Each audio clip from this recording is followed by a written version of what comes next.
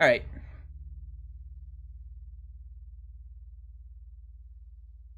So, Torpo. Mm-hmm. I believe where we last left off, you had failed a insight check, and just as a reminder, you and your character are free to believe whatever you want, but by failing that, you don't know what this person is really thinking or why she might be lying. Hmm.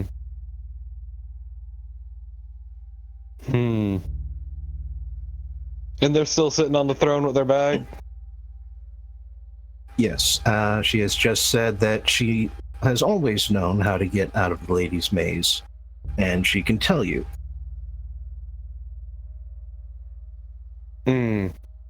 So why don't you tell me? How do I get out of the maze? Well, pretty simple, really. See, the lady doesn't want anybody getting out unless they prove themselves, right? Because that's what all the mazes are. It's like a test. I mean, otherwise it'd be, called a dungeon or something, right? I thought they were usually just a prison. Well, yeah, that too. They don't call them ladies' prisons. They call them the ladies' mazes. Because there's a way out, right? And so we got to prove ourselves. And so I've been proving myself by getting all the fanciest shit I could find. And once my collection is complete, I'll be back in Sigil. Just like nothing had ever happened. Will it ever be complete? Well, yeah, sure. I mean, a maze has, like, a beginning and an end, right? Not necessarily. Mazes are usually made to keep things in. Okay, so that's got an outside and a center then. The point is that there's one point and another point, and you're trying to get from one to the other. And what makes you so sure about this being the method? Working for me so far. Has it? You're still here. Well, yeah, with all this stuff. It's like halfway done. And what good is that stuff doing you here with nothing to do with it? Well, here, I was just resting my feet. Thought it'd be nice to feel like one of the big folk, in more than one sense of the word. Can you come off the throne? Yeah. Why don't you? And to demonstrate, she does hop down, intentionally in front of her bag, incidentally. And look, I'm not here to take your shit. I got better things to do than steal from a prison. Well, yeah, exactly. And it's not a prison, it's a maze. But yeah, this stuff is my way out of here. You gotta find your way out of here. And, well, could be that I've helped a few other folks around here find their ways out. Might be able to help you. Assuming you're able to do a few things for me, help build the collection. It's a lot easier when there's two of us. You know what? No, I'm good. I think I'll find my own. I'm pretty sure. I'm just gonna roll insight. God, fuck me! Wow. Again, you're free to believe what you want, but no hints whatsoever. God, no.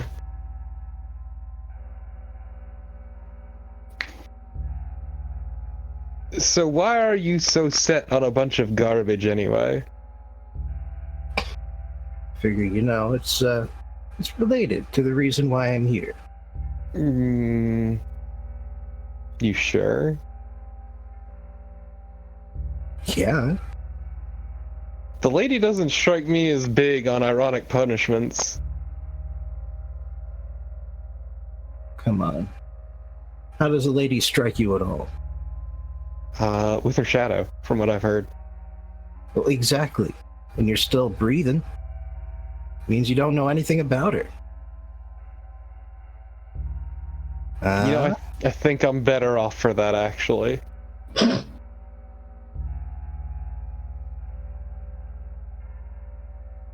Look, I'm just saying, people have disappeared for less from what I've heard. Well, here you are. You've been disappeared. Yeah. Yeah, I was. You're right. Wouldn't be crowing about it. I mean, look. I was disappeared intentionally. Not my brightest move. Of course you were. Lady don't do anything by accident. I wasn't talking about her. Well, there ain't no other way of getting in here. Look, I'm just saying, it's a lot of garbage. That's a lot of trash you're collecting. You haven't even seen it. Oh yeah, why don't you show me some more then? All right.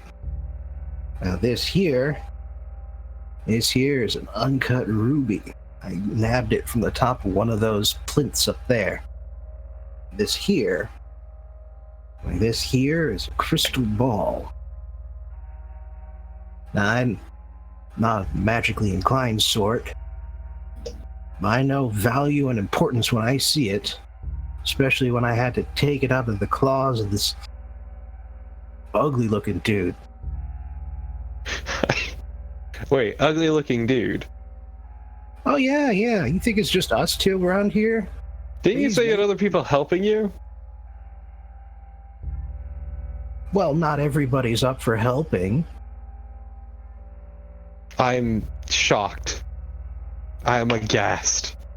Well, I didn't think you'd be surprised either. Anyway, so yeah, this one guy didn't want my help, didn't want nothing to do with me, but he had one of the things I needed to get out of here, and by the gods, I was gonna get it. So, I took it from him. Guy wasn't using it, just wanted to have it. Figured he'd be better off with me.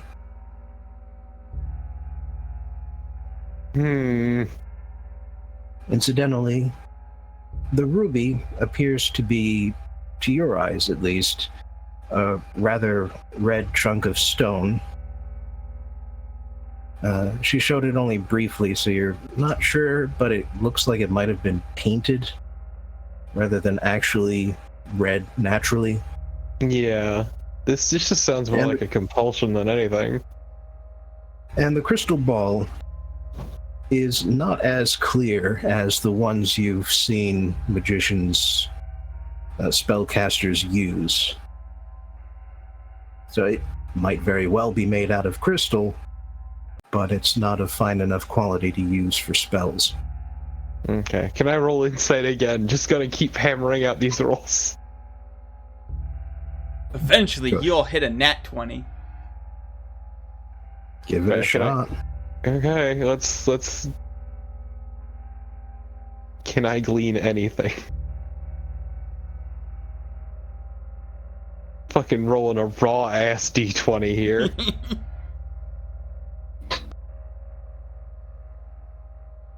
Well, she doesn't seem interested in harming you. So in those terms, she's at least not a danger. She certainly sees more value in those items than you do. But having no insight into the Lady of Pain herself, you have no idea if that is in fact the way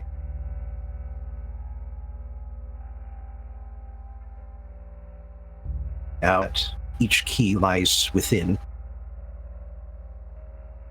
And so collecting a bunch of assorted goods from without doesn't sound quite like the right way to find a key. No, freaking out on someone for not giving you an orb sounds wrong. Like a compulsion, like a problem. Yeah. Yeah. And based on all the lying she's very clearly been giving you, might not be her only one. Yeah. Look, I'm glad you're happy with your trinkets, but I'm gonna go elsewhere. Explore a bit more. It is a maze. You did say they do have exits. Now I'll go look for one. Yep, and well, don't say I didn't warn you though, but you're gonna be better off with help. I can just tell. I mean, you can enjoy your garbage. I'll go dig through another trash pile.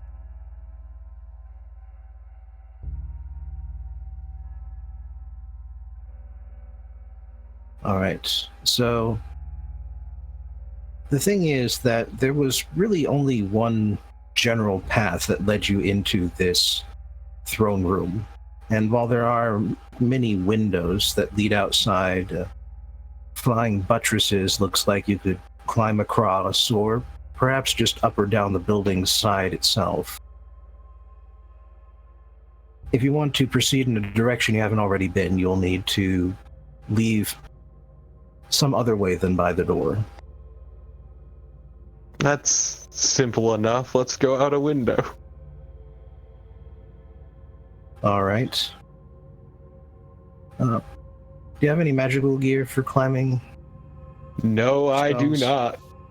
not. Spells, I don't think I do either, actually. Still got levitation? The boots I do not have equipped. I can't actually just paint a door out, though. Yeah. Or you could do that. walk up one of the archways and then get shot by 2 archers. Always that option. No, I think I'll paint a door. All right. Well, the windows are in, like, easy jumping distance. Okay, then yeah. I wasn't sure how high the windows were was the thing. Oh, yeah, sure. But you would need, like, an acrobatics or athletics check in order to hop up there. Let's do acrobatics. That's much easier for me.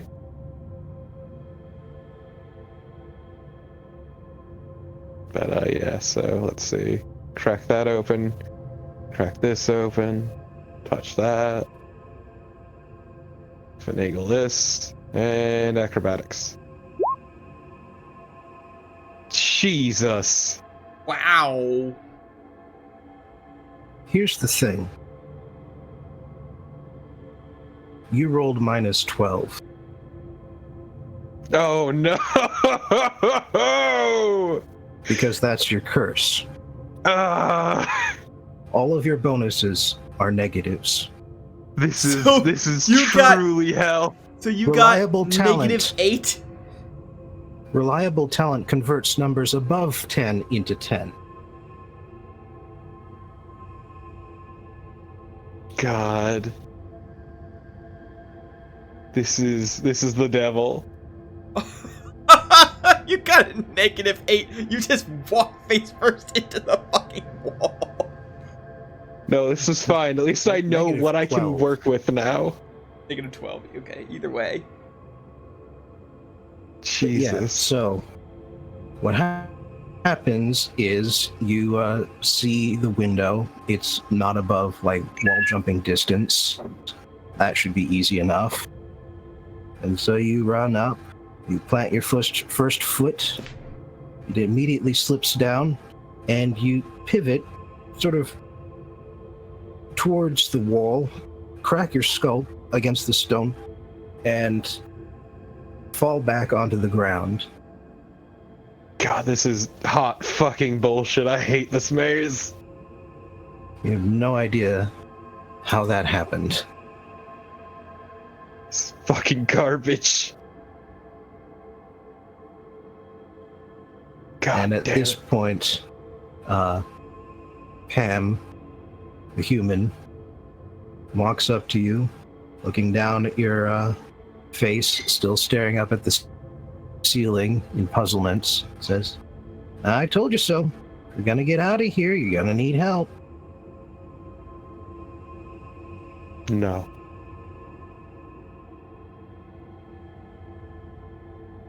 No, I think think I'm good. I don't know. I don't trust. I don't think your method's gonna work. Well, at least I'm not banging my head into the wall. That is true. And instead, you're collecting garbage like some kind of rat. Shitty crow. Hey, this garbage is gonna be worth something once I get out of this maze. You just watch. That's a big once. And I will say, if you really do want to get out through the window, doesn't seem like too good of an idea, but I could give you a boost. You know what? Sure. I would appreciate it.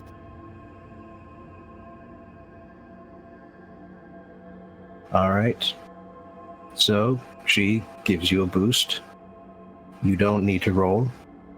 You hop up onto the windowsill, and before you consider whether or not to extend a hand to help her up, she's already clambered her way up onto the sill next to you. God damn it. Feel insulted. At which point she walks to the other end, looks out over the cityscape surrounding you in all directions, points to one of the buttresses, seems to sniff at the air before she does so, and says, "That's the way to go." And what makes you so sure? I can smell loot. Taps her nose. Without Waiting it is garbage. It will stink. Without waiting for further comment, she has already popped down onto the ledge outside the windowsill, fairly wide enough for both of you to easily walk across without much risk other than the intense vertigo you feel. You know what? Fuck it. I've got nothing better to do. This is gonna suck, but you know, I'll live. Maybe. Mm-hmm. This one time. So yeah, I'll follow along because I got nowhere else to be. All right. Which brings us back round to Lake. Okay. Enjoy your shitty village. I won't. It's terrible. You have very carefully made your way back down off of the tower, jumped across some of the loose and broken steps, and gotten back down to the ground floor. At which point, well, it doesn't really matter which direction you pick, because it all looks the same in every direction.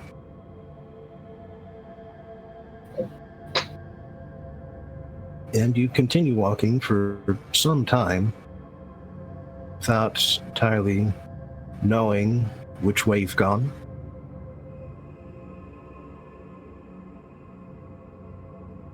And eventually,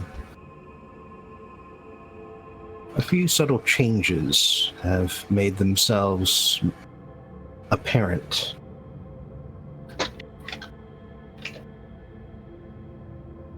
The buildings around here seem to be modeled after a different sort of architecture, although they are still in similar ruined shape. And the towers that sort of create the skyline of this massive, unending village still appear here and there, still have the same general design. But what you most notice are the dark figures that are sort of lining the streets at this point. There's not many. At any one point in time, you can only see one or two, maybe three or four if you're at an intersection.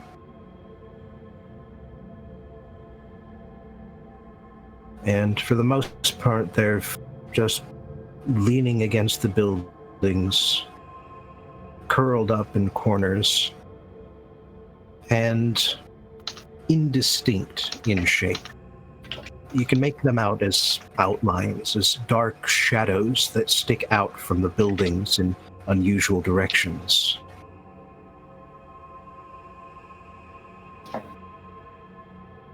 What do you do?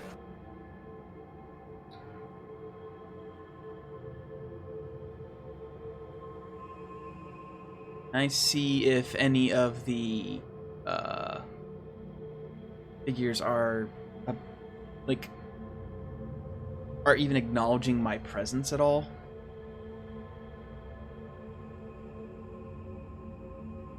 Make a perception check. I'm good at those, but also at the same time, this could be one of those moments where you're like, haha, no. So wrong. 14, unless you want to turn that into a 10, in case it's a 24, 22. Oh, no. 24. Nobody's got the same thing. Okay, cool. Good. So, 28. It is hard to tell, because the figures are dark and indistinct, as I said. And so you have no sense of necessarily what part of their heads is their face. However, to your sharp celestial senses, they don't appear to be moving to face you as you pass. They seem, for the most part, static, although there are certain just minor adjustments, shuffling feet, the little details that let you know that a figure is alive and not just stone.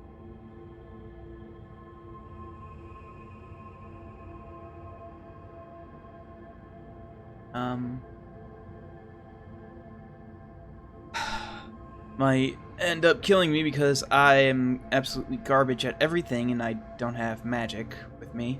But I will go up one and try and poke it.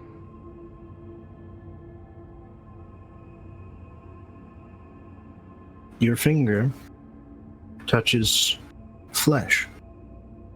Ooh. You feel the normal sort of tension and bounce of skin as you poke the figure.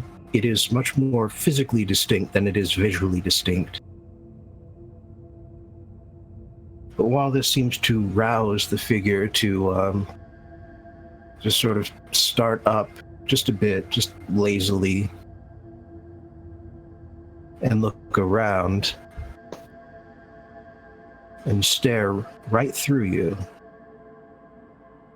and eventually its position. You cut out there. You said looks right through me. It eventually relaxes and resumes its reclining position. Hello, can you hear me? No response.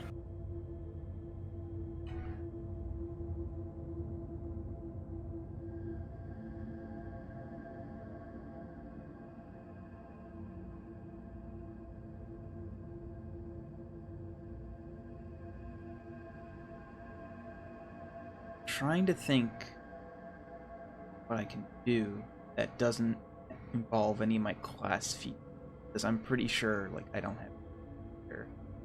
Just have my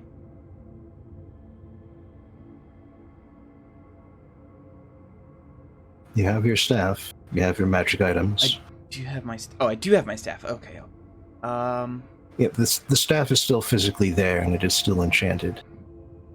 The connection it lent to you is gone. Okay. I'm gonna cast light on the top of my staff, because this is something I've literally never done in this entire campaign, but Asmars can cast light as a cantrip. And I'm going to cast light at the top of my staff and try waving it in front of this thing's face to see if it acknowledges its presence. I mean, you barely need light when everyone has dark vision. Yeah, like even without my invocations, I still have dark vision at 60 feet, so I don't know why Asmars get light aside from like flavor. For everyone else. Or humans. Well, it's light as a cantrip. It's pretty much only worth flavor. But when you enchant the top of your staff, and it glows with light, the figure slowly seems to just sort of turn to look at the light, lazily regard it as it dodges back and forth in front of it, and then take a couple of steps backwards, throwing out just a sign against evil, you would guess, with its hands. It's hard to say exactly what its fingers are doing. It's still indistinct. At which point while this may sound like a contradiction, it slowly hurries away. Okay.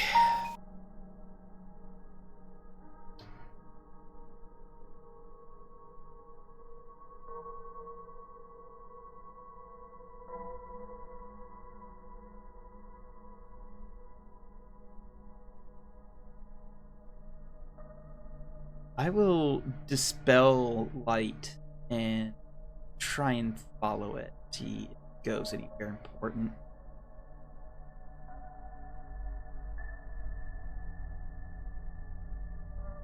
Important being extremely relative here.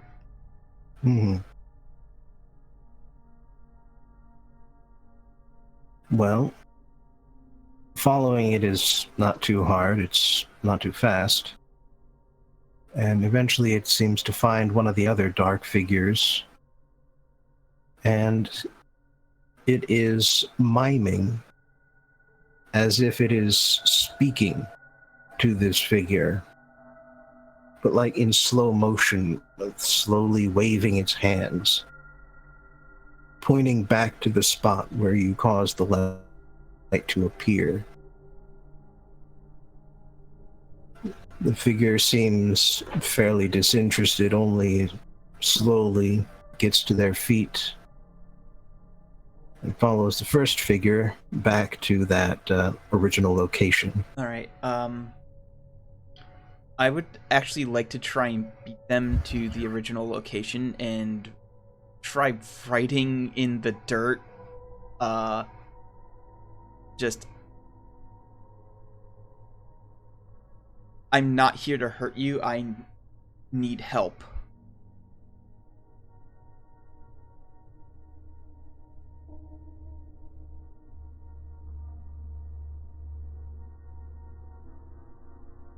The two figures arrive in time, since that's two decently sized sentences. The two figures arrive in time to see the letters being scrawled out. At which point they turn towards each other, mime a conversation with one another. Then finally, as the first figure holds up their hands in the ward against evil again, the second one steps forward and rubs out the symbols on the dirt.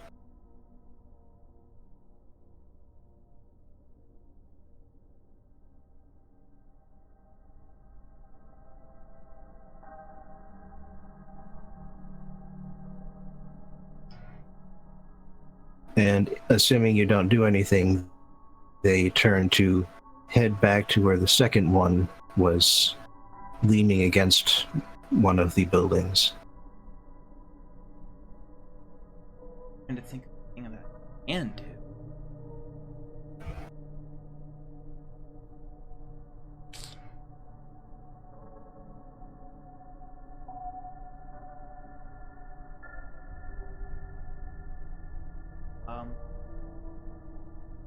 I'm guessing I cannot use my staff to, like, the charges on any of it, because that's connected to another being, correct?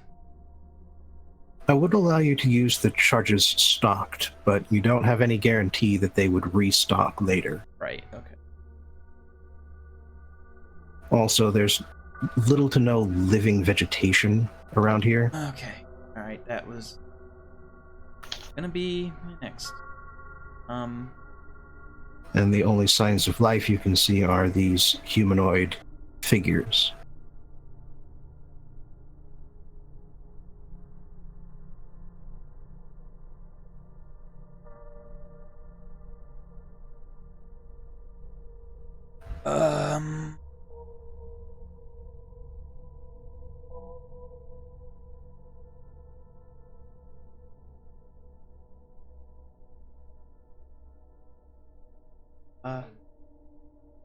I guess that's a dead end. Like, I can't think of any way else to act with them. So I'll keep moving on.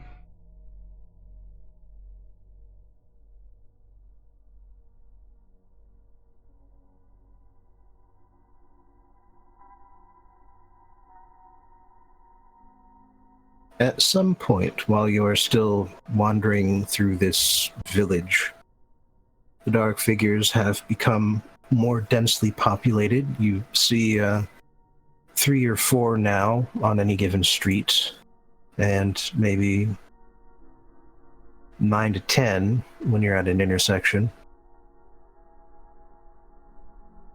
You finally hear a sign of life, because there's a thwack and a thump coming down one of the side streets, followed by someone going,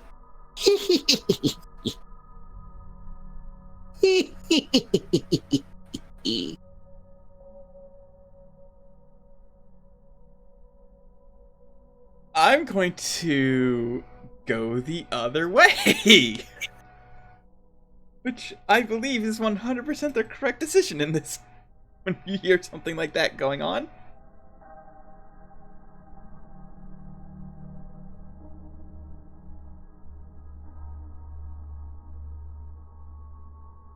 Especially since Okay. I really don't have any way to, like, protect myself without any spells. Like, I can cast Bark Skin, like, with 2 charges, and then I'll have an AC of 19 again, or 21, or whatever it is, and then as only offensive way I have to interact with people is Wall of Thorns, which uses up 6 charges, so... Mm-hmm. So, yeah, I will avoid the person who sounds like he's having a good time murdering random shades.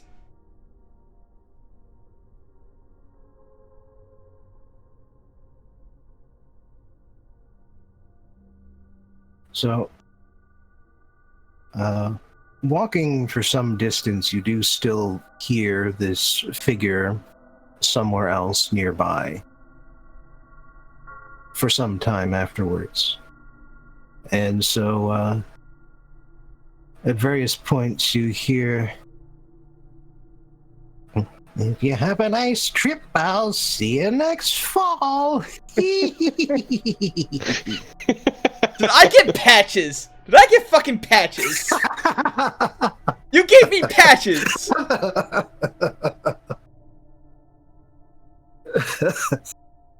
I'm just gonna chime in and say this is fucking great. I don't know if I love this or hate this. You gave me patches. I'd argue that's better than my fucking trash monger. Alright. At a different point, you hear, "Watch out for that last step, it's a doozy." Low-hanging sign, should have seen that one coming. Oh, you didn't. Oh, it's in your face now. God, fucking dealing with the peanut gallery, Jesus. I cast Bark Skin from my staff on myself. Fuck this. I hate this. Fucking getting heckled endlessly. That is the worst, actually. Now, I will say that you occasionally hear more thumps and thunks off in the distance, in time with the terrible jokes. But you don't get the feeling that the figure is talking to you directly. Okay.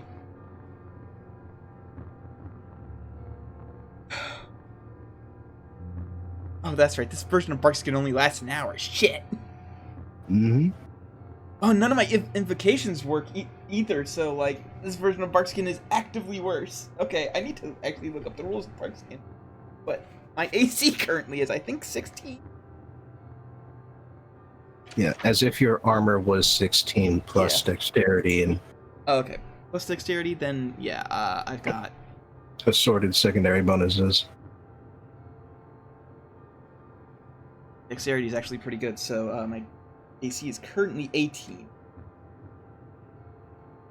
Hour. I don't know, like... Okay. My stealth is pretty good, and I do have a cloak that gives me advantage on that. I do still have the Cloak of Elvenkind. So... Yes, that has not stopped functioning. Yeah, so I'm going to throw up the hood, so that way it's disadvantage on perception to checks to see me. I think I would have had the hood up anyway, the halo glowing and an obvious target. And I'm going to stealth up to closer to the source of the voices and see what the fuck's going on. So, advantage... Just some two old men in a balcony. 22.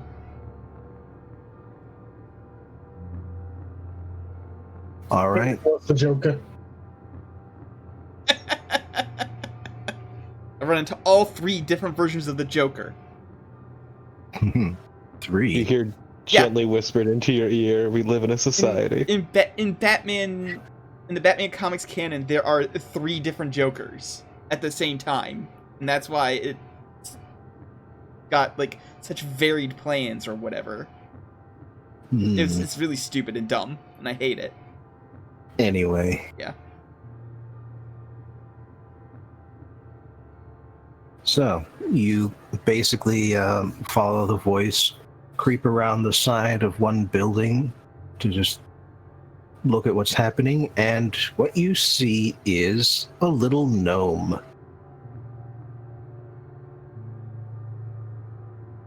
Dressed in bright colors, appears to have something like leather armor on, tiny little pair of daggers at his waist.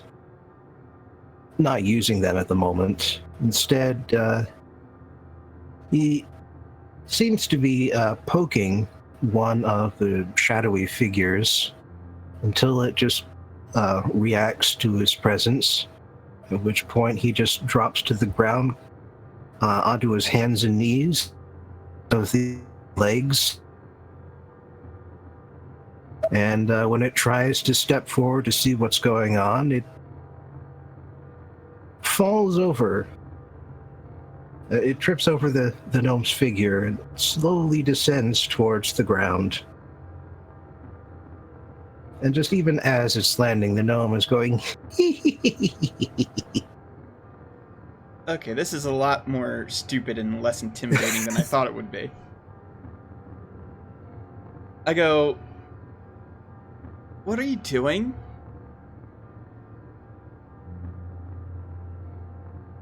At which point the gnome snaps his attention up towards you, his eyes wide,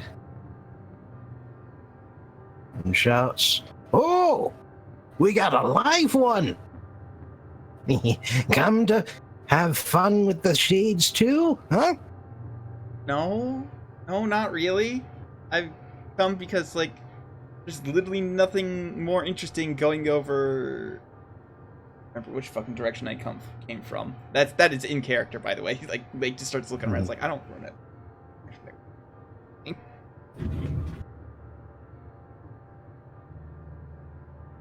But I found one of those weird tower things and just started walking in a direction, and here I am now.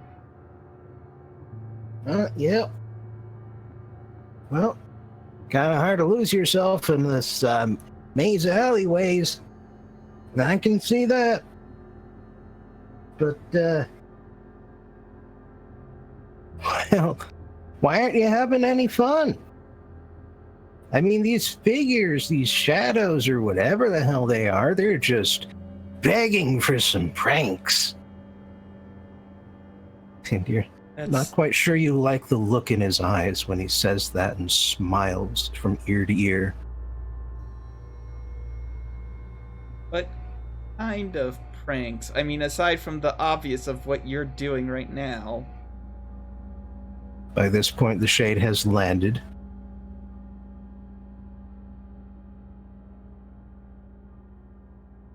And looking back over at him, he laughs and says, "Oh, you... which one haven't I used in a while? Tripped over your own feet there, son? Better get a new set." You know they can't hear you.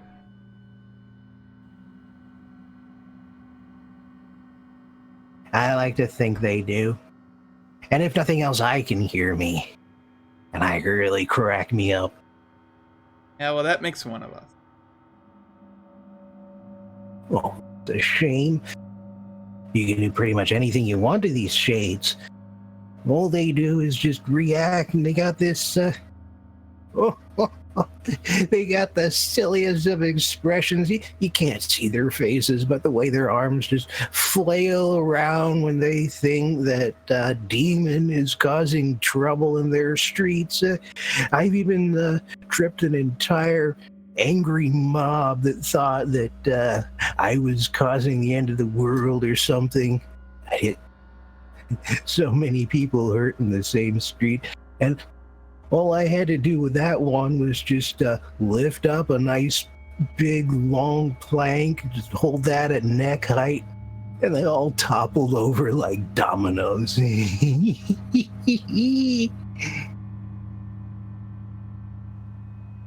You are a deeply unpleasant person. I do not like you. Well, that's too bad, because it looks like you and me were the only folks we got. Got anybody talking to you since you got here? Anybody reach out and give you a good old how you do? Bet you haven't. No. You look kind of like a lost soul to me. Someone who hasn't been without anyone to talk to in a long time. Okay. Sure. You look like you got issues.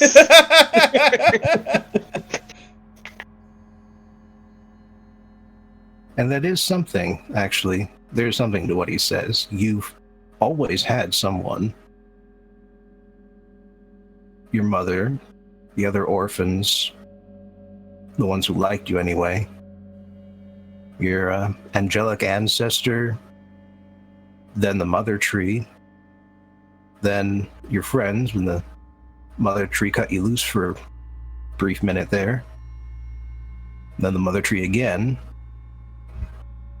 But now you've got none of them. Just this one sadistic gnome.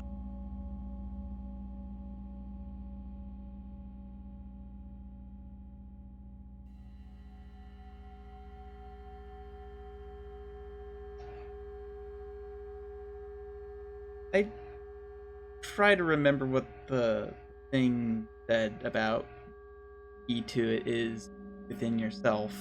And I look at the gnome and I go, you have fun just being you. I think I'm okay being alone for a while.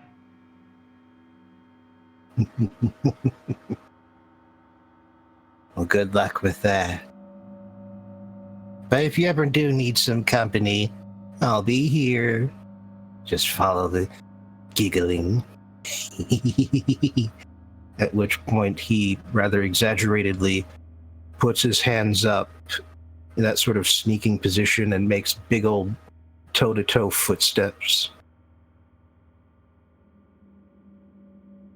I leave. I walk in the opposite direction, and I will just be by myself for a while. Just try to enjoy being alone.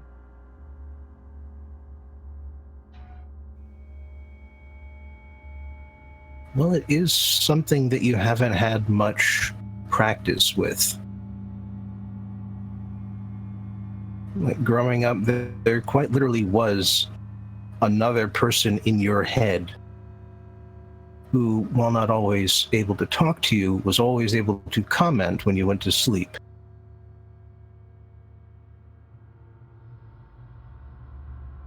And when you were awake, you were in a crowd. You were with a lot of other orphans. There were essentially factions between various groups of orphans. And just out of survival, if nothing else, you picked one faction, stuck with them up until you were able to get away from that whole scene. Maybe you had to do some things you weren't proud of, but they had your back, and you had theirs. And your head glowed, and that meant something. Had a little bit of an intimidation factor with the other kids, even if nobody knew what it meant.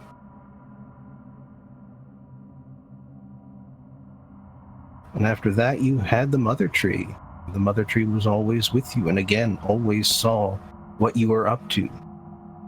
Could always reach out at any point to let you know she was there. In dreams, you were able to have conversations with her, mostly one-sided, but opportunities to tell her how you were doing, explain the troubles you were going through.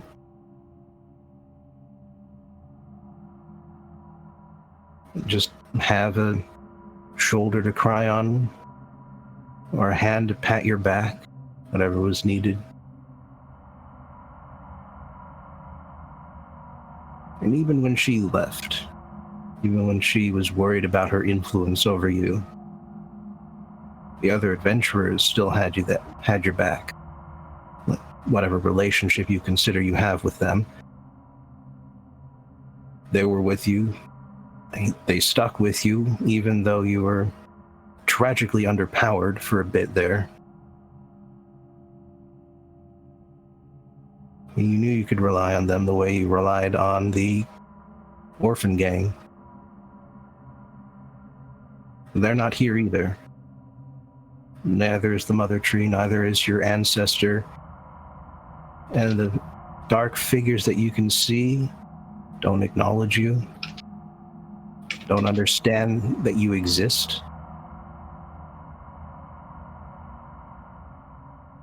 And the little ways that you can get through to them, they fear and avoid.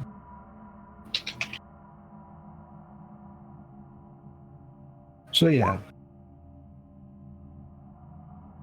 Don't know too much about Colin, but Lake would probably be having trouble being alone right now.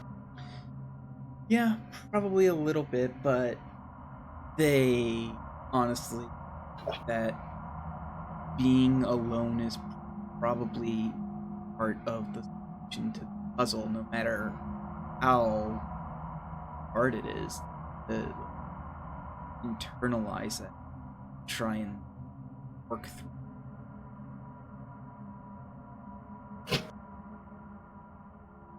Well, in that case, let's give Lake some time.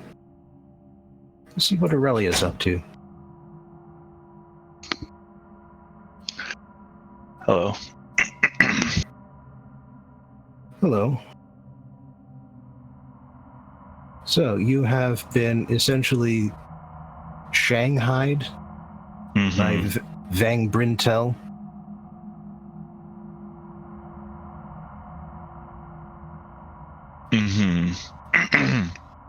He has given you sorry. his lantern to hold and Mhm. insists that you stand out in front of him to lead the way. All right. I mean, Aurelia doesn't love his whole vibe right now, but at least for the moment, it seems logical to try to cooperate with him. She is now that she's realized that something has happened to her memory, which is kind of disturbing to her. I think she's gonna try to ask Brintel, like, did when you arrived here, did you feel like anything had been done to you, to your memory, perhaps, or? Well, I would say it felt different to be here than it did when I was outside. When I was outside, you see the reason I ended up in this whole mess to begin with, or what I suspect to be the reason, is quite simply that I happened upon a scroll. One of my men discovered it out amidst the rocks. I believe a avalanche, mudfall, something of that sort. Well, that happened, and it uncovered this scroll, and it absolutely fascinated me. What it said about the nature of pain, the source. Love is pain.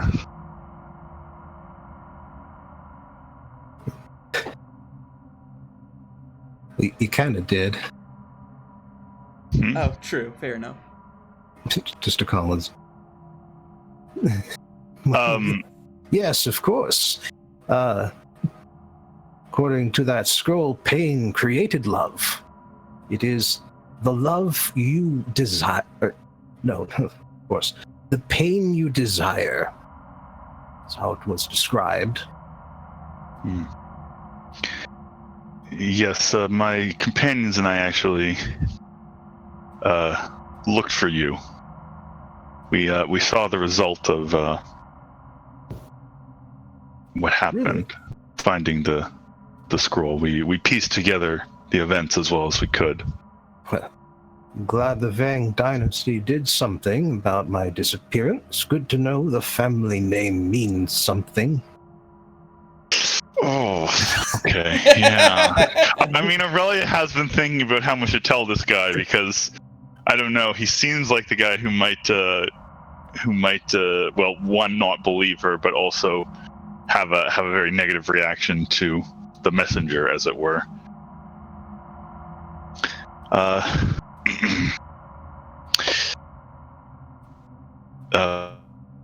she's going to let him continue for now, if he has anything else to say.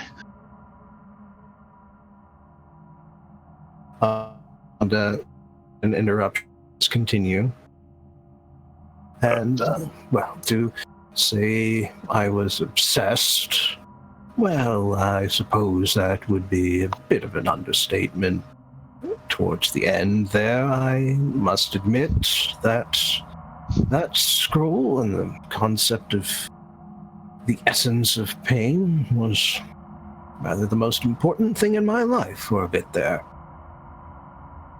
Mm-hmm. Then I found myself here,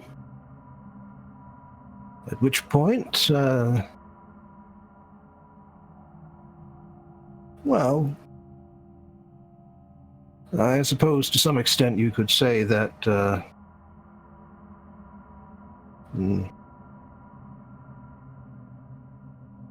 searching for words.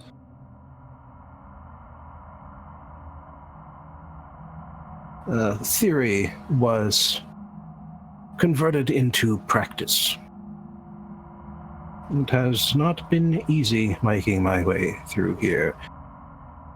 Has the thirst fully set in yet? Sorry? The thirst? Yes. I For water? Water, certainly. Ale, whatever you've got. Do you have anything to drink on you? Well, I can check. Assuming Aurelia still has her bag or whatever, she probably has some water, other drinks in there for the road. I'm not. It's not something we tend to go into a lot of detail with, counting our rations or anything like that. But I assume she has like a water skin or something that she could offer him. Yeah, maybe a water skin, but probably not too much. You weren't exactly expecting a expedition this time around. True. Although Aurelia does have a tendency to pack a little heavier than she needs to with the bag of holding. All right. But yeah, I know. I'm sure she doesn't exactly have barrels of the stuff. But yeah, she'll offer. You reach into your bag of holding, and nothing comes out. Damn. It appears not. My apologies. Is that a bag of holding? It is, but it seems to have been emptied somehow by the... Well, I wouldn't say it would be empty necessarily, just that we're in the ladies' mazes. Yes, I suppose the way that the bag of holding works, it is probably preventing me from accessing the dimension in which the items are stored, of course. Precisely. Yeah, your lord must really have trusted you to let you handle that. Well, again, I'm not sure how much Aurelia remembers. Does she have the feeling that she doesn't have a lord, or would that be still more than she'd remember? Like I said, you know that you're important, but you also know that a lot of feudal lords have their own lords, and that's a whole system. Mm-hmm. So it's conceivable that you did. Right. It's conceivable that... Do I remember that the bag of holding is mine, at least? That is actually bound up into your heritage, so you know you deserve to have it, but you don't know why. Yes, I suppose. I may as well be honest. That the reason I ask if there was anything you found you had forgotten or similar is that I myself seem to have forgotten details of my own identity, as it were. I know that I am important in some way, but I cannot recall precisely how. A shame, really. But don't you worry, lass. Because even if your memory does not return, assuming we get out of this maze, I can assure you, you will have a place of honor within the Empire of Veng. Yes, I suppose that there is something I should tell you, though, because I do remember this. The reason that we searched for you, and the reason that we assisted your relative, was that there's no easy way to say this. The Veng dynasty fell. Really? Yes. All of them? For the most part, we identified 3 members who were not killed. One of them being yourself. One being the I believe it was the youngest child of the emperor, and the last being another close relative who was in who had withdrawn from his lineage and become a monk of sorts in a remote monastery. Do you mean the exile? I suppose, yes. What was his name again? I don't remember his name out of character, but Aurelia might in character, I'm not sure. She would definitely remember the name of the prince in the tower or whatever.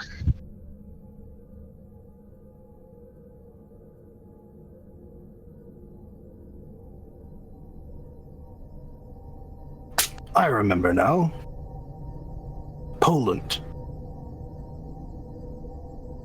Yes, that sounds right.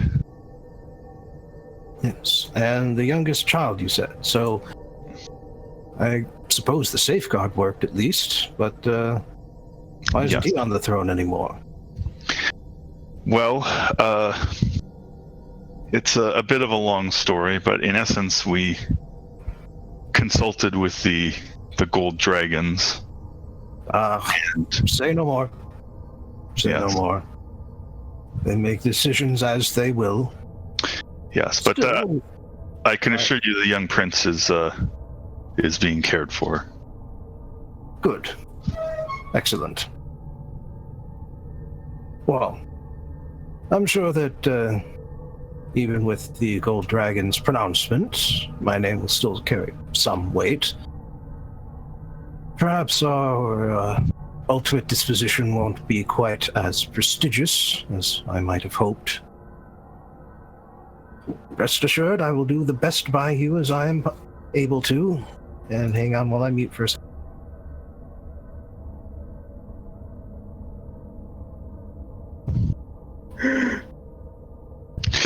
Somehow the guy finds the mute button and he starts talking in mimicry. This is the first time I've shut up in 3 years.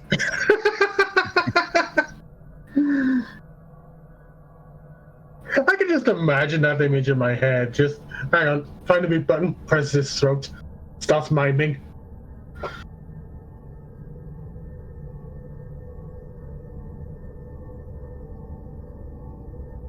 Press his throat again to unmute. And that is my story.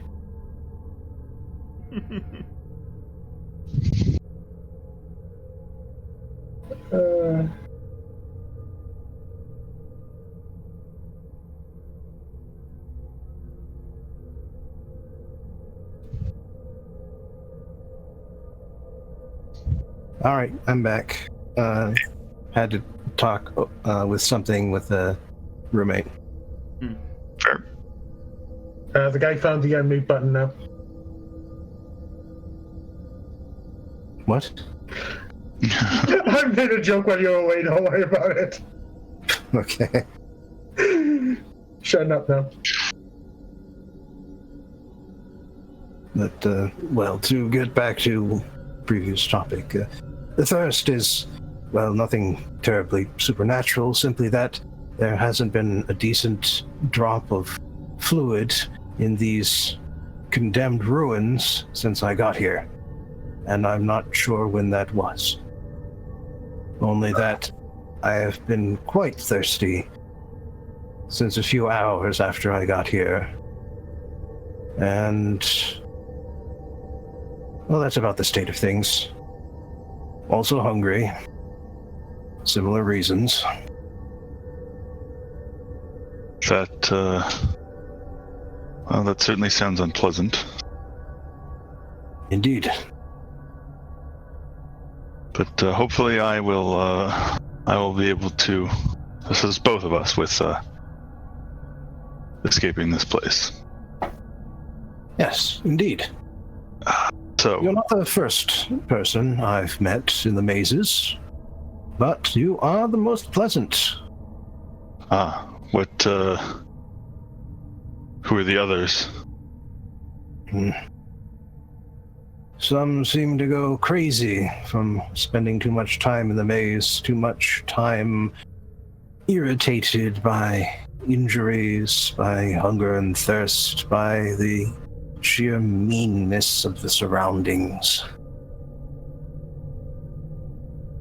You can tell which ones they are because their bodies start to rot, starting with the extremities. Has a bit of a resemblance to leprosy. Well, that is horrifying indeed. But, so to return to my initial question then, was there anything you felt you had forgotten or that had changed in some way about yourself, perhaps, when you arrived here? Well, just what I said earlier. That what had been study has been turned into practice. My perhaps obsession might be a term to call it by. Seems to have faded. But instead, I am forced to endure these terrible conditions, not suited for one such as myself. Not at all. I would dare say that these conditions are not suited for anyone. I don't know. Some of those that the gold dragons don't bless deserve the worst that society can offer, I'd say.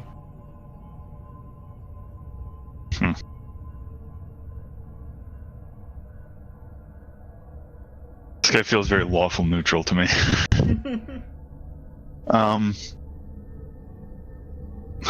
Alright, so, in that case, might I ask if you feel you've made any progress towards finding a way out? Well, a few hours ago, my surroundings changed to these from the area I had previously been in. This has happened a few times before. I've lost track of the number, but I have no doubt that every step I take is a step towards the center of this damnable maze. But of course, arranging for proper company is also rather essential to the prospect of actually escaping. Something gone over in that scroll, and in fact, that every maze has a monster at its heart. Every true maze, at least. And the lady is not one to skimp on mazes.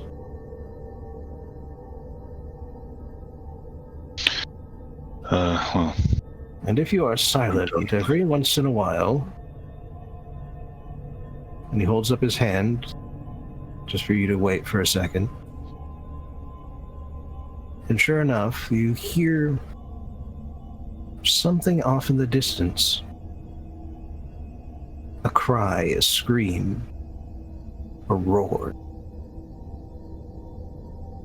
Maybe a little of all three.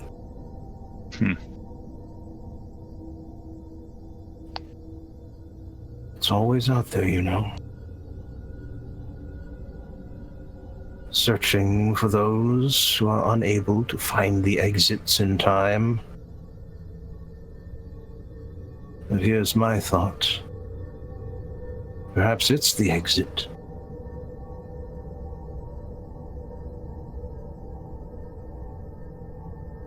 A glorious deed, suitable for anyone who wishes to vanquish a maze, to destroy that which is at its heart.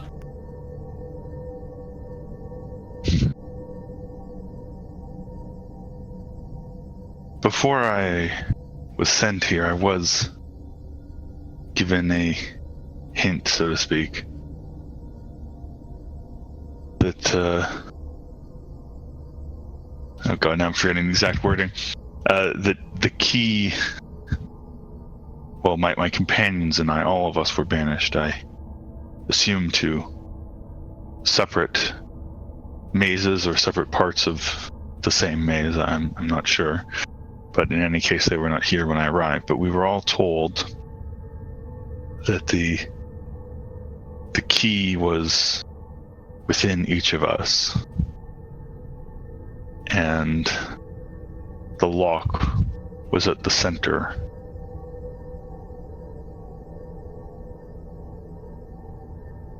But that's, well, difficult to parse. I suppose your theory that it has something to do with this creature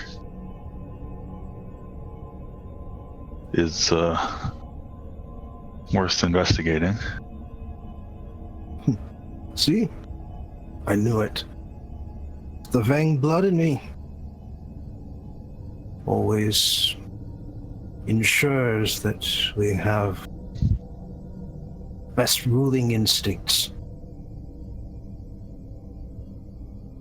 I have no doubt.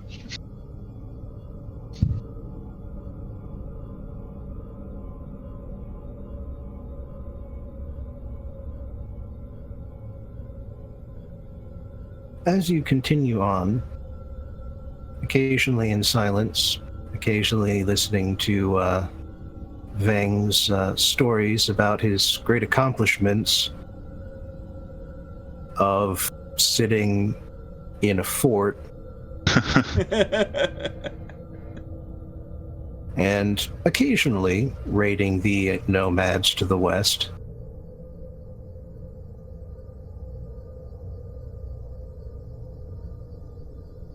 The roars become more frequent, louder, more distinct. And you notice that Vang is becoming quite worried. And every time you hear the roar, he directs you in a direction. He orders you to head in a direction that is the opposite of the way that the roar is coming from.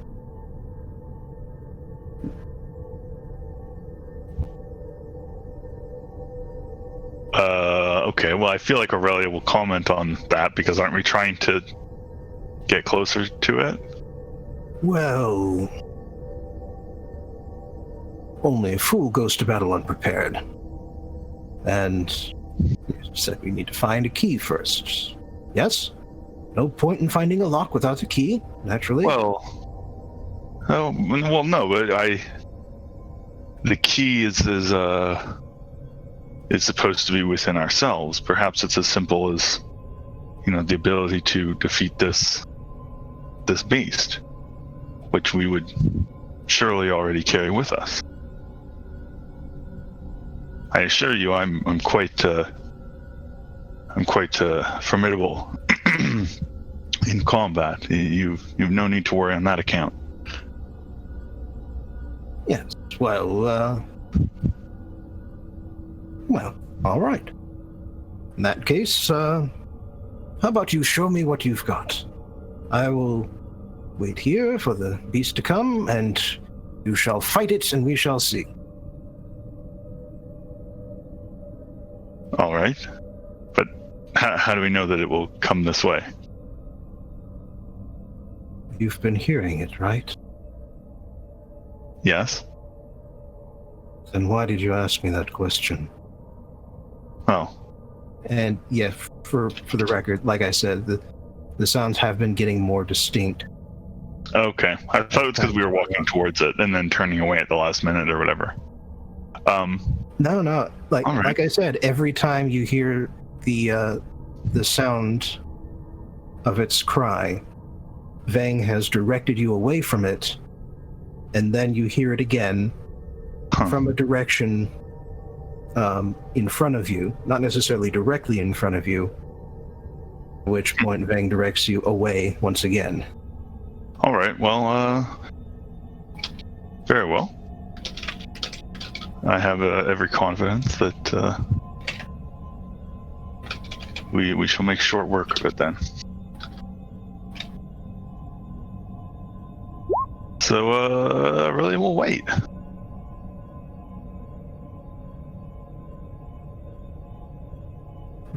All right. Roll initiative. Time for me to get the stat block out. Ooh, I'm God. excited. Oh boy, oh boy. Can't wait for Aurelia to Are you fucking... gonna have me fight the Terrask? I was thinking fucking straight No. up the cleric beast. I invented something that is distinctly based on the Tarrasque. Oh! Hmm.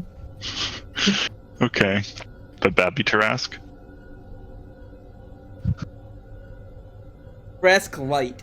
It's like the Tarrasque, but everybody hates it except for the people who actually drink it. Sure. Alright, now where did I put the fog? I sworn I saved that somewhere.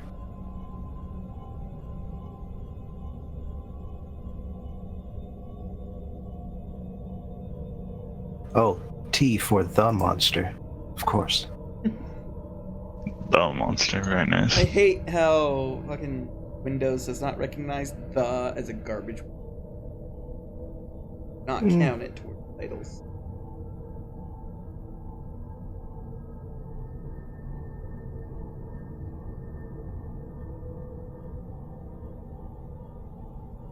Alright, you rolled a 12. Mm-hmm. This is not exactly worthy of a battle map, but I will put its pog on screen for you to see. Ooh. Oh, it is Okay. not the Fancy. cleric beast. That's a spooky looking boy.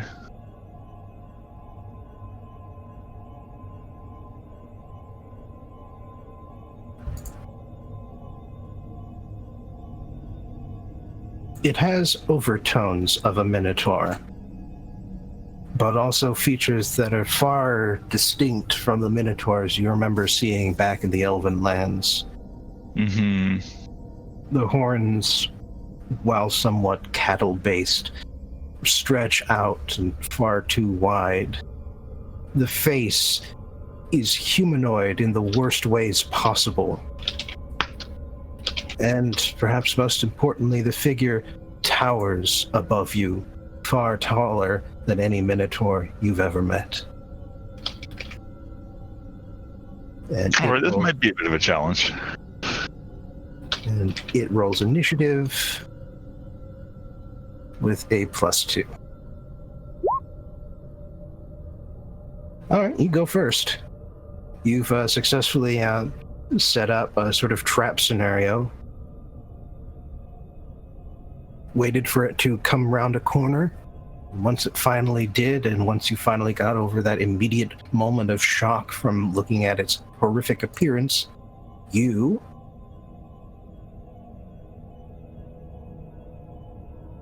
fill in the blank.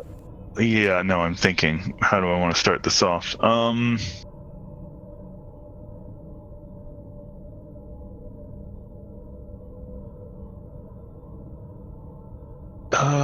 Okay, so I don't know what this thing is. I'm assuming there's no point to even rolling, like, anything to try to see if I know anything about it. No way in any of the hells you could know anything about this thing. That's what I figured. Alright. Including the one with the bat and the toenails. Mm-hmm. I mean, even especially not that one. That's just entry level hell. Your basic bitch hell. Hmm.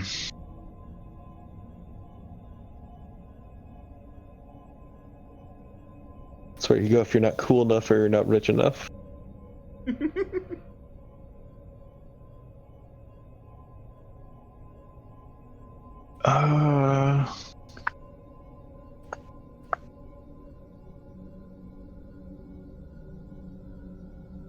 Sorry. This is funny. I've never really been in a solo encounter before, so it's kind of weird thinking about what I should be doing.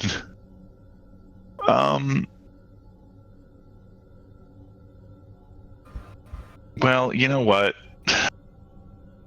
I'm going to cast Tasha's Hideous Laughter and see what happens. All right. That's a wisdom save Yes. versus 20. it matches and thus succeeds. Damn it. Okay, well. Its turn then.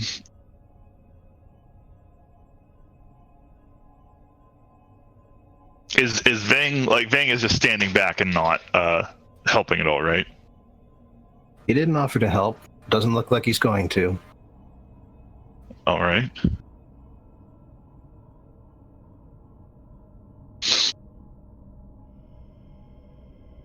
So the monster. And I'll dodge, I guess, as well with my bonus action. Yeah, probably for the best.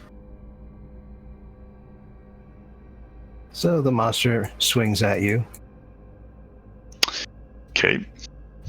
All right. 2 claws, then 1 bite. Oh, rolled a natural 1. Failed. Holy shit. Okay. But it succeeded on the... well, if a 22 succeeds, then it succeeded on the second claw and definitely succeeded with a bite. Yeah, I might try to use my reaction to cutting words the second claw there, because that's fairly close to.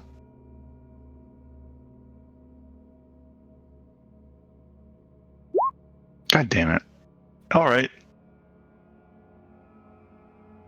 Don't love this thing has a plus 18 to its attacks.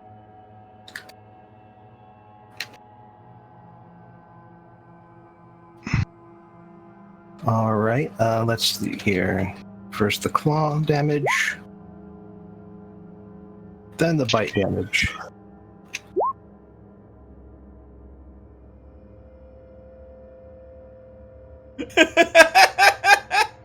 Okay. Jesus.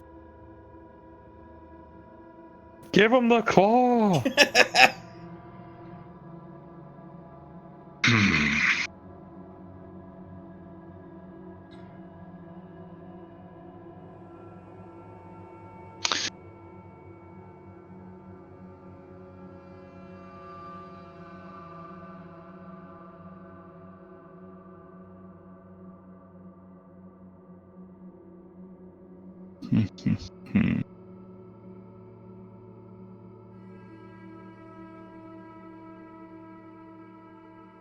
All right. Okay, so that's not great. Just walk it off. Grab some I'm gonna dirt. go ahead and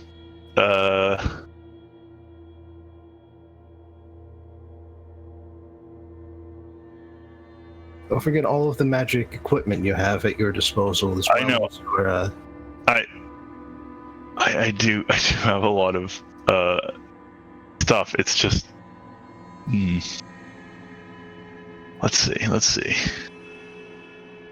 I'm kind of feeling like I'm not gonna be able to win this fight on my own. That's sort of the vibe I'm getting here.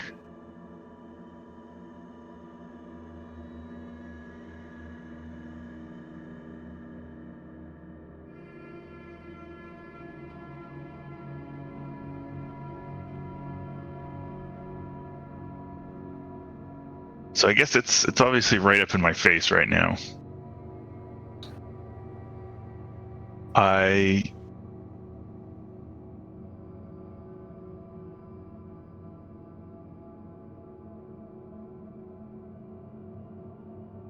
Sorry, this is just difficult because I have so many options, but it's like my spells. A lot of my spells don't do a lot if like it's just me.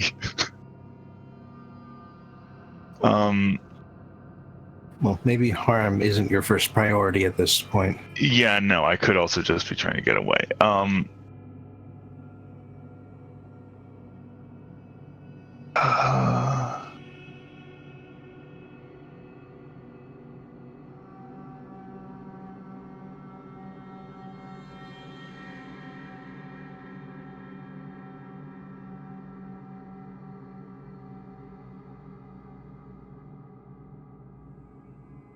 I guess I could just make myself invisible. And then see what the monster does.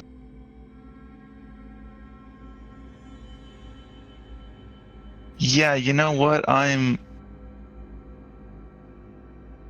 going to do that, and maybe piss off Vang if the monster goes after him, but, you know...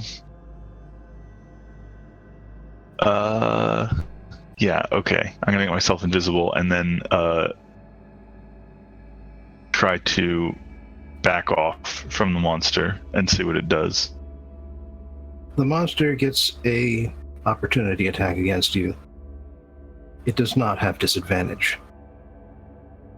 Oh, that's not good. Alright.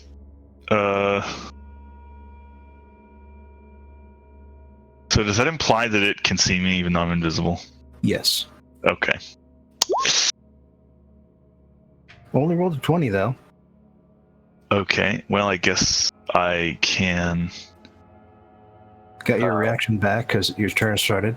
Yeah, I do also... I can also roll acrobatics to try to beat that because of my cape, which I've never actually successfully used. I do have pretty good odds of doing that, so I'm going to try doing that just because on principle I would like that to work one time.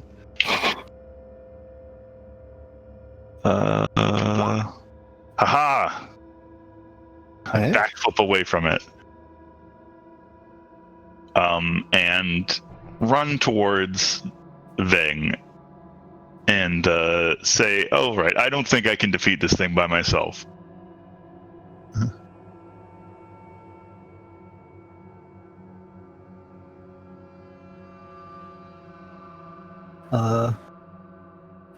Anything else?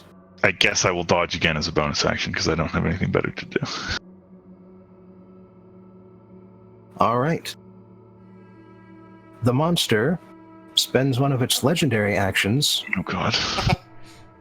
at the end of your turn to move up next to you in seemingly a flash of light. All right.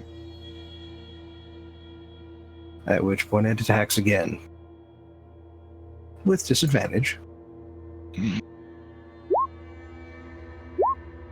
Jesus. Okay, I will try to stop that second bite. Because that's only 21. Second claw. Or second claw, rather. Yeah, okay, so that claw does not hit. Only 21. All right, so you take the same amounts of damage you did last time. Jesus Christ. Okay. Guys, I think I'm Aurelia's gonna still die. alive. I mean, I haven't been keeping track of HP because I don't have my pog out, but I'm pretty sure I'm still alive. Well, you should have your total hit points written out somewhere. Oh, yeah, I do. I just mean I haven't been actively keeping track. But I mean, the first attack did 64 total, right? So that brought me down to 99, and that clearly doesn't add up to 99. So yeah, I'm still alive. I'm at, let's see, that would bring me down to 70. That would bring me down to 28. Cool. All right. I'm going to grab Vang Brintel and cast teleport and teleport away from here. I know I can't leave this plane, but I'm pretty confident I can teleport within it, and I'm going to teleport to like not here would be where I would like to teleport to. All right. Well, doing it that way is possible, but it does carry consequences. Yeah, I mean, so okay. Roll a d100. All right. I was gonna say, seen. It would probably be like seen casually or something, or maybe not. I don't know.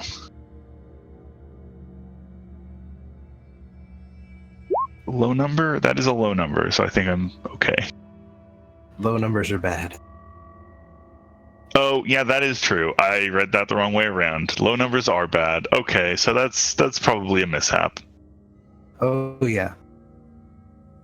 Like, unless you were very familiar with the place you were going, which you weren't, Mm-hmm. it's a mishap. Yeah, okay. This is why I need to remember to pick up random objects wherever I go. God damn it. All right. You take 3d10 force damage just from the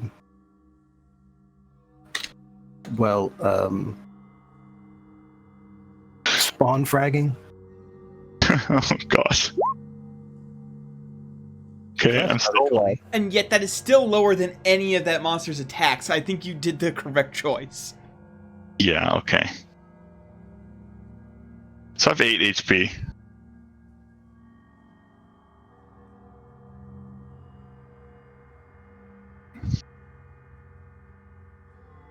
Well, Bard, heal thyself.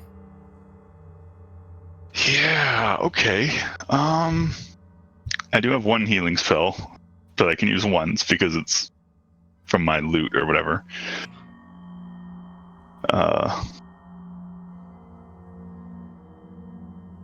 It's 5d8 cure wounds. Is Vang Brintel okay?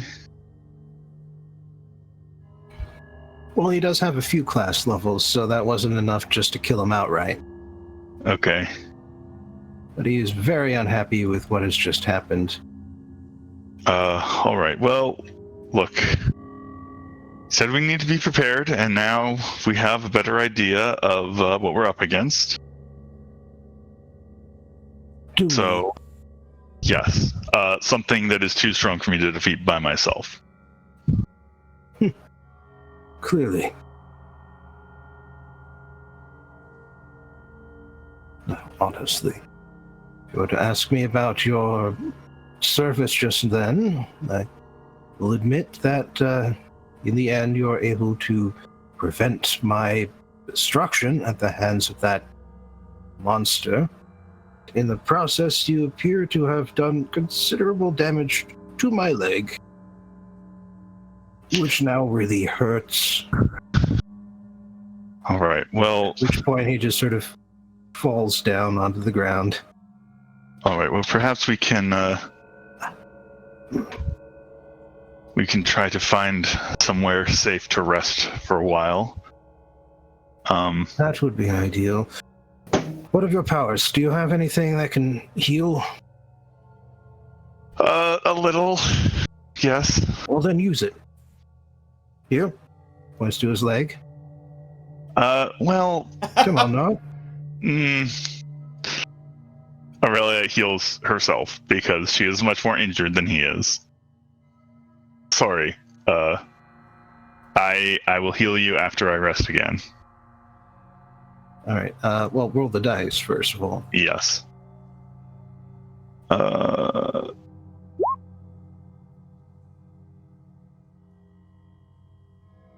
And don't you get a bonus to that as well? Oh, do I? Probably your charisma. Because you would be casting it as a bardic spell. Yeah. Okay, so I guess 5 then? Do I? Are you plus 6? Didn't you put your Oh yeah, 6, sorry. superhuman spell? Oh yeah, plus spellcasting modifier. I do also have no, that's for short rests. Okay. So yes. So 34 and plus 8, which is what I was currently on. All right. So 46. Wait, that's not how math works. 36. No, 34. 34 plus 8, so 42. Where's the 8? The 8 was my current health. I was calculating what my current health is after I heal. Yes. So I'm at 42 out of 163 hit points. And I'm sure Brintel's going to be upset with me that I healed myself first, but, well, sorry.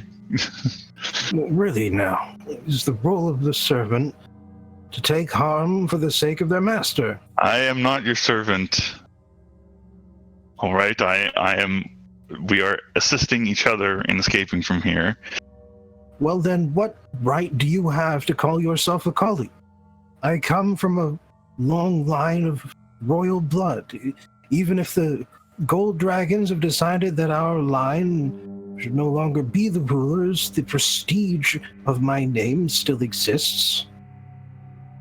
Yes, well, as I explained, I have been robbed of my memory of myself, but I am quite confident that, at least under the present circumstances, I have, where both of us, I would remind you, are completely removed from the seats of our respective legitimacy. I have every right to be your colleague. Confidence does not mean much in this world. What you need is birthright. Do you have birthright? Can you confidently say you have birthright? I told you I cannot say exactly. Then you are no colleague of mine. All right, well, what are you going to do about it?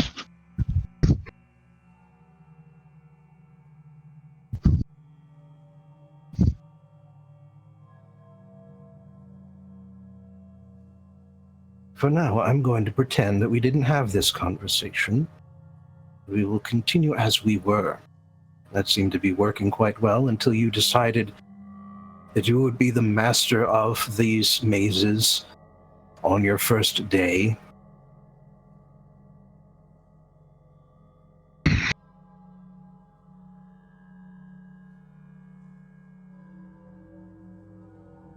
Yes, well, for now, I would suggest that we find somewhere safe to try to rest and hopefully heal further. Indeed. For now, that would be ideal. All right, I'm going to go ahead and try to find somewhere that seems relatively safe to rest then. All right. Your surroundings have not significantly changed visually, but you no longer hear the regular roars, and they don't seem to be regularly approaching you. So you are able to catch a short rest. And as you are calculating out the hit dice you spend, we are going to head back to Gruunash. Gruunash in the Faulty Towers. Yeah. Who is currently basically standing on the broken tip of a large log, staring off into the distance as crashing structures, the sound of crashing structures still echoes out of the haze in the distance.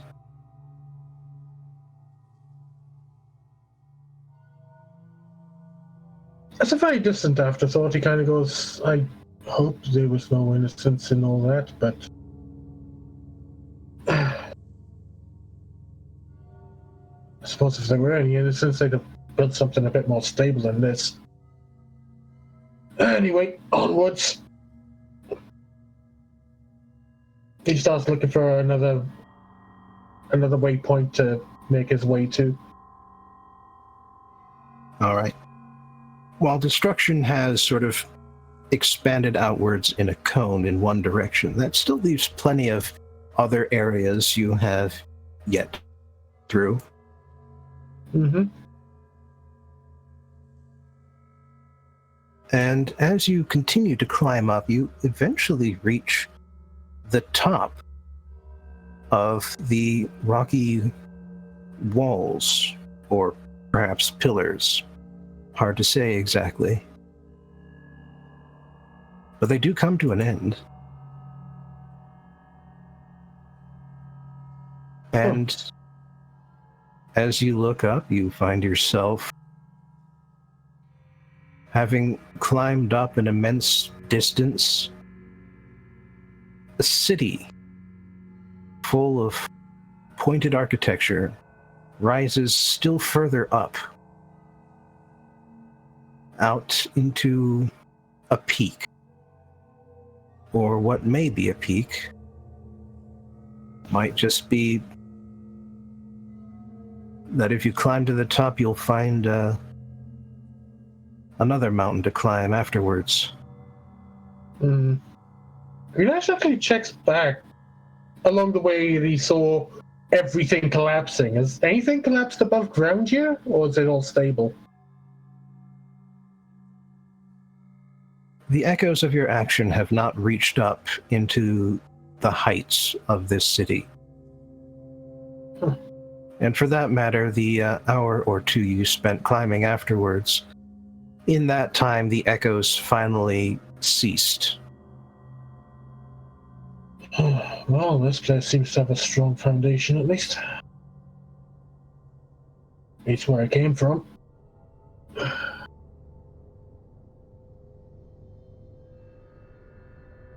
Okay, let's see what's here.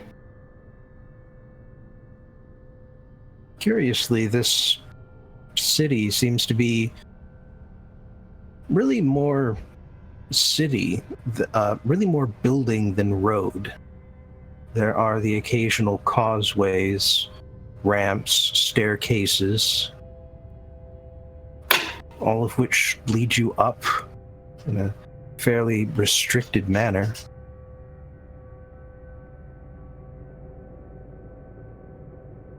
But never opening up, never giving you a secondary path to travel.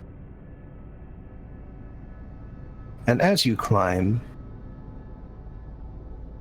you occasionally hear the cry of a beast rising out of the distance above you and ahead of you. What are you, I wonder? And every time you hear that cry, you can feel an animalistic cry respond to it from inside of you.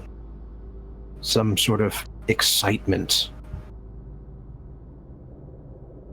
A challenge worthy of you lies ahead.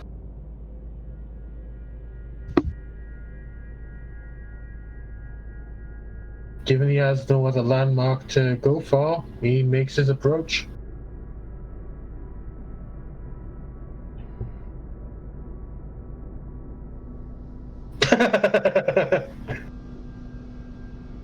Well, as far as those archers going to be fucked then.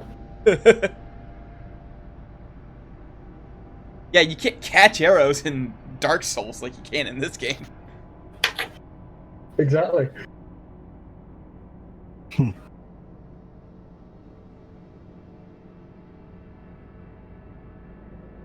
Eventually you reach a point where the path leads you to an area that is somewhat wide and open, but with railings and ledges along the sides. Places where someone like you, an expert at acrobatics, could conceivably wait or stalk an opponent. Because that animal instinct inside of you that is howling for blood, it's not quite so, foolish as to encourage you to go into a head-to-head encounter. It wants you to stalk your prey, to kill it, to show your dominance, but not necessarily to challenge it one-on-one, head-to-head. Yeah. Only if Lilly would rush in, it would be wise to get to know what you're up against, the surroundings, have a plan. Yeah, It's not wise to sleep in.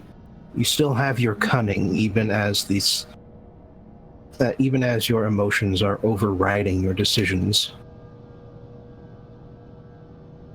I think in this case, it'd be more a case of two minds meeting in this one. He wants to understand what the beast is, even without this push to send him forward. He wants to understand what he's up against. So even in the conflict of having his orcish heart beating harder, it's still bad at this stage. Interesting. So, you have some time before you expect the arrival of the beast. So you can choose this battlefield I've laid out, or continue forward and see if there's something else that might be more to your liking. He'd continue forward, but he would take a quiet approach. Sure. That much was always assumed. And you can get to a long walkway, this one without any railings, but a series of towers on either side that overlook the main causeway.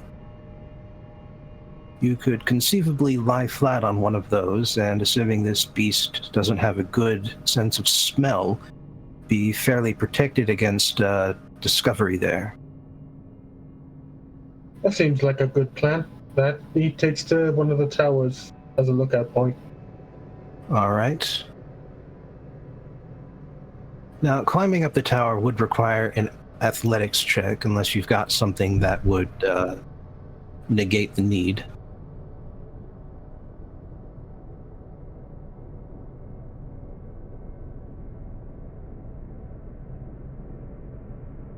Athletics. Right. Because it's too far away from the other tower for any sort of acrobatic trickery to work. It is simply a feat of strength that will get you up there, unless you have magic or some other monk stuff. Like, I believe you can increase your jump height.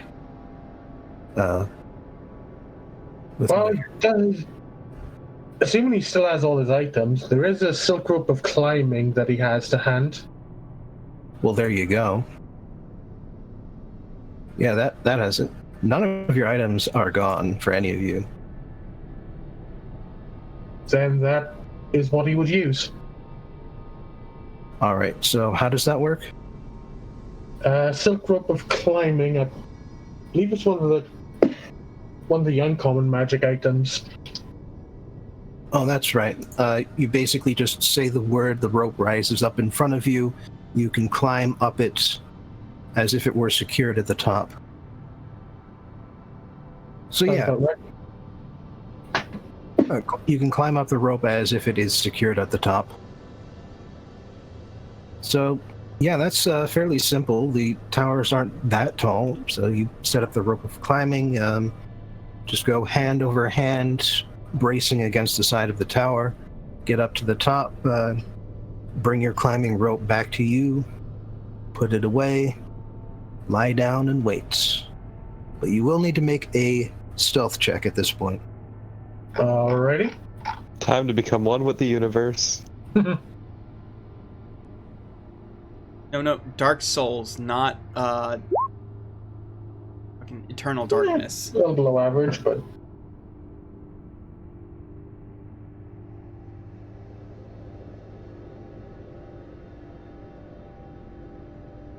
The monster stomps into sight. Hideous beast. Almost as tall as the tower you're currently standing on, but not quite. Its eyes are a little bit lower than your level.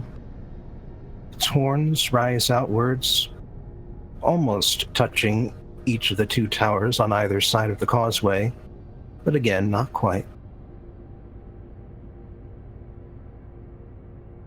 And as it passes by your position, it stops, sniffs, it glances around,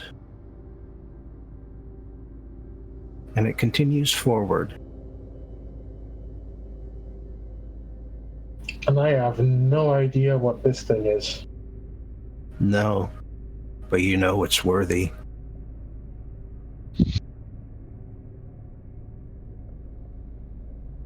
You know it will be one hell of a trophy, even just one of its horns, if you can recover it.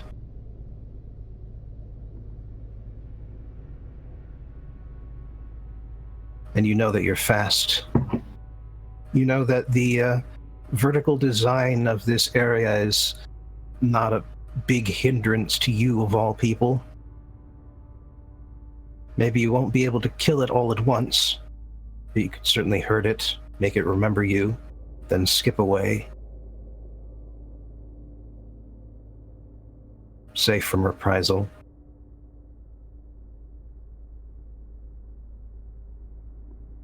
Hmm.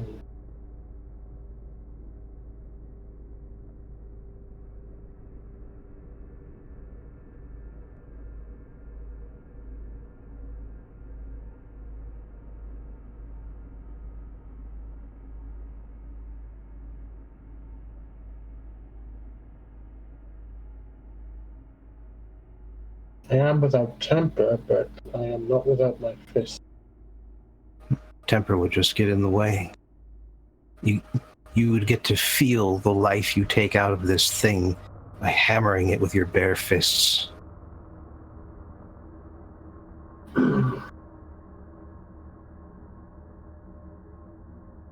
Okay, that one he definitely has qualms with thinking. Bit of a struggle on that one. Do have qualms with thinking every day of my life.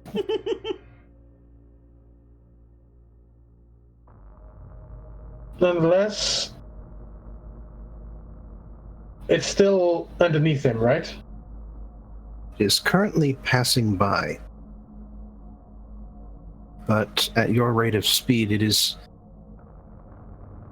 You could conceivably just jump out, use a surprise round to hammer it 4 times with your flurry of blows, and then use the rest of your movement to leap away, because it won't get its reaction until it's taken its first turn.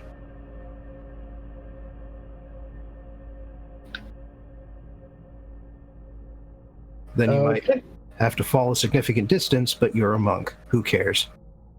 Yep. Alright, time to drop on this motherfucker. I will excitedly wait to see you deal 43 damage and it goes down 1 pixel.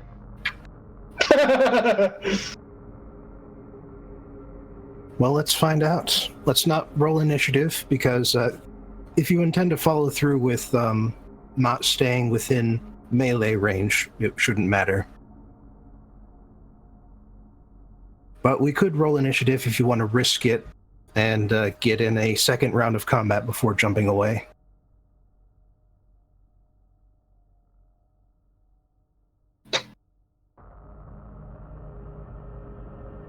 I will say you do have an advantage here, because we do need to roll initiative for the surprise round, so you would get to see the numbers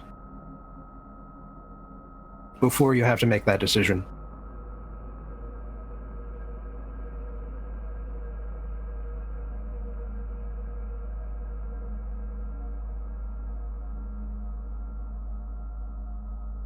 I'm thinking I'd roll initiative anyway, and see where I stand after a few rounds. Sure. Let's get it done. You got a 14, you didn't. Nope. Well, then you might want to run like the wind bullseye. I mean, that is why I got Step of the Wind. Mm-hmm. Although that would use your bonus action. Yeah. And that wide, need if you're just jump off the side and trust in your slow fall.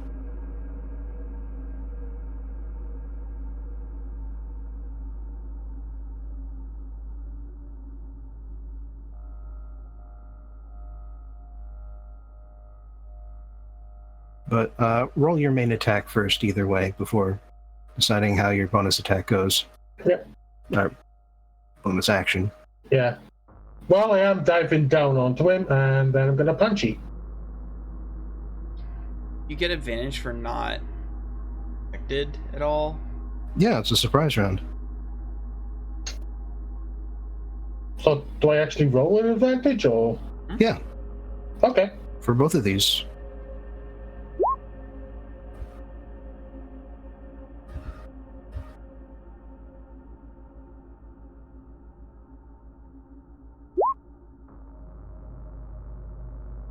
Good news, they're both hits. Alrighty, that's 2d8 plus 10 then. This thing's either gonna fall down in one hit, or it's gonna just have like 1,000 hits.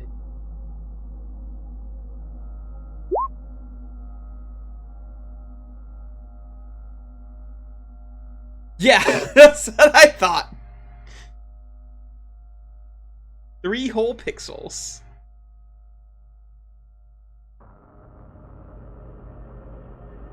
All right, you hammer it, and you are punching stone. You are not certain that this flesh is anything other than stone, based on the way it is reacting to your magically enhanced, super powerful monk fists. I mean, super powerful is a stretch, but They are literally magic. yeah. Gruunash does have to register his hands as deadly weapons.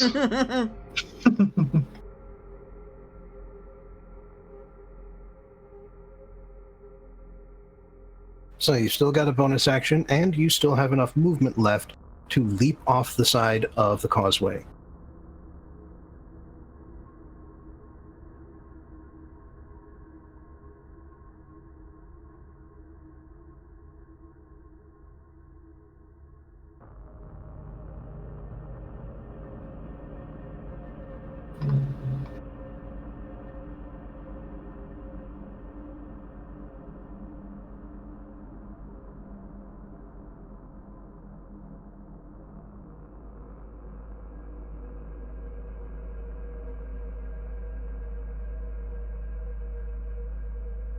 I'm gonna need an answer at some point here. I know. Can hear. My mind went to thinking I could use the rope and hold to that, but that would require an action. I've used the action to attack, so Yeah, plus it is, like I said, very tall. yep. Like, it is currently in the huge size category. Yeah. So yeah, Gruunash will take a jump.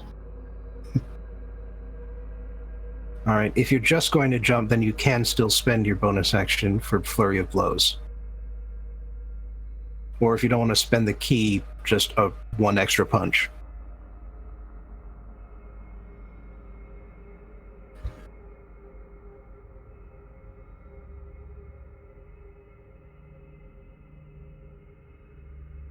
Could I flavor this and say that I use my extra attack to kick myself off it as part of the jump?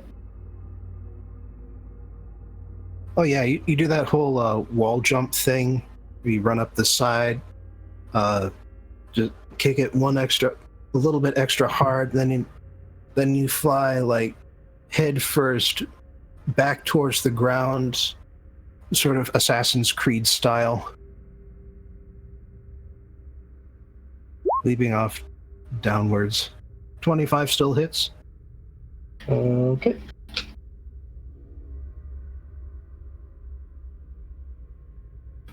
Okay, that should be an R, not a T. There we go.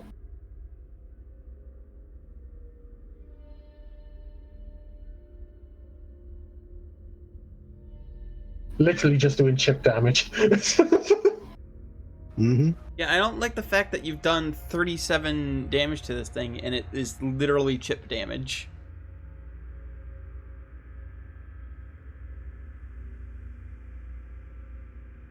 Oh, 32. Yeah. But anyway, Oh, okay. I will make a luck roll for you. And so 190 feet later, you finally find a surface you can land on.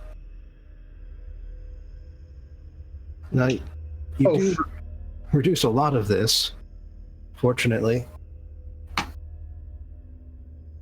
But you'll have to take 75 damage. Okay. Oof, ouch, your bones. Okay. Reaction to reduce falling damage you take by amount equal to 5 times the monk level. Monk level's 14, so 14 times 5. 70. So I only take 5 damage. Holy shit! You fall 190 feet, and you kind of land a little weird. Ouch! Ouch! My You knee. need to twist your ankle a little bit. Oh. Jeez, I landed on my toes. Like, that's uncomfortable. Oh, that my foot bone.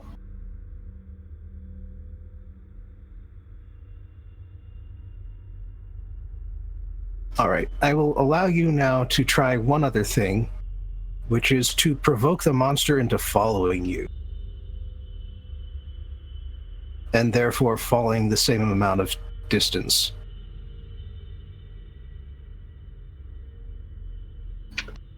Before I do this, It is not necessarily a good idea, because then you'll be level with the monster again.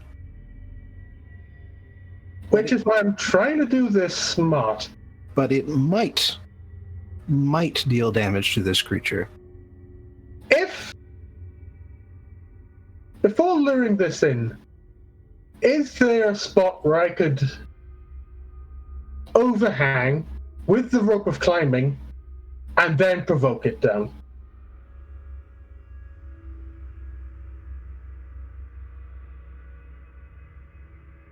Let's do another luck check.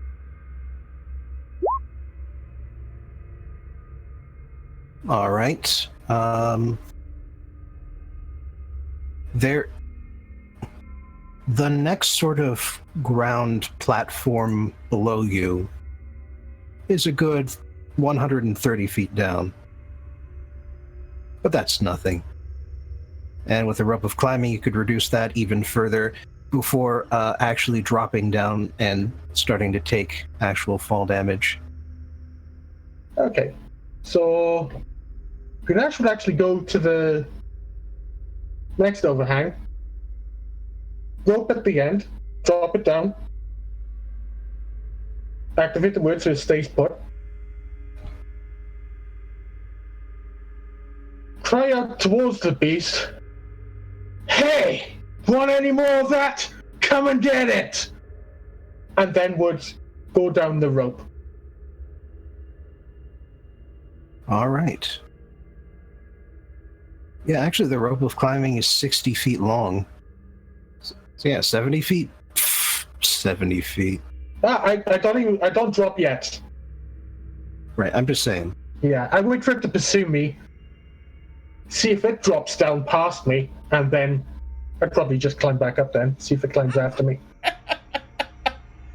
All right. Well, first things first, you need to successfully provoke it, so I'll need some kind of social roll, persuasion or intimidation. I could do intimidation.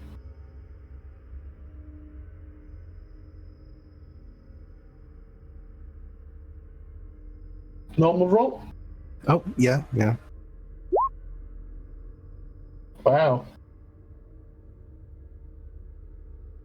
Just roll insight.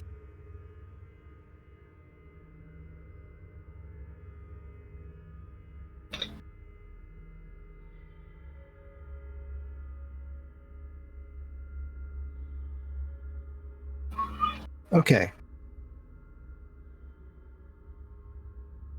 The monster, seeing you down there, hearing you call out, does not immediately leap down to your level, but instead punches the pillar next to it. And after doing that a few times, the stones start flying away. The tower starts crumbling, and it starts falling and collapsing towards your position. Oh, ironic. Now, fortunately, you are 190 feet down. So while that was a bit much in terms of falling damage, it also means that you have plenty of time to react.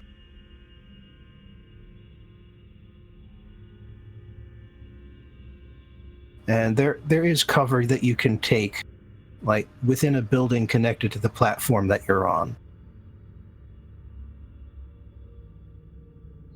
So unless you want to do anything particularly tricky, I'll just say that's what you do. You take no damage, and then once the dust settles, you get back up to retrieve your rope of climbing, and by that point, the monster has vanished.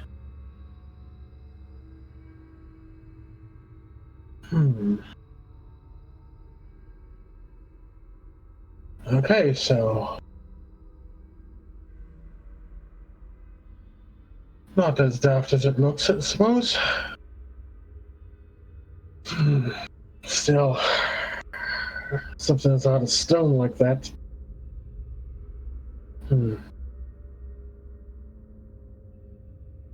How best to break it?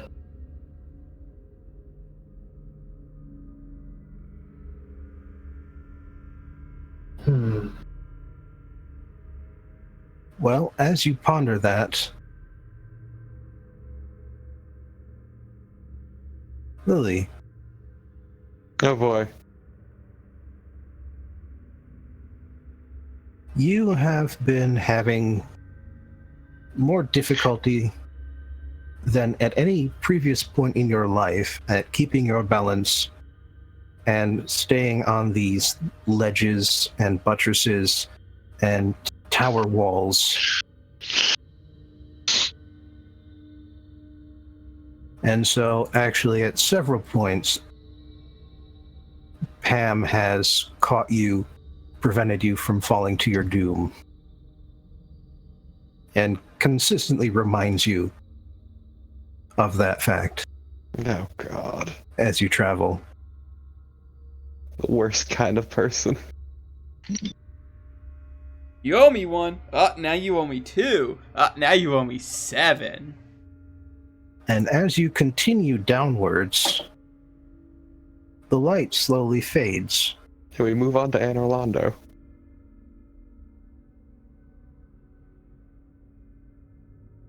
And you find yourself descending towards some point further down.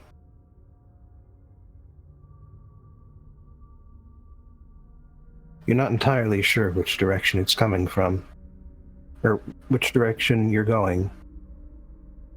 And then you hear a roar, and you're not entirely sure where it's coming from.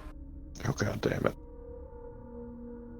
But you do see Pam's eyes widen.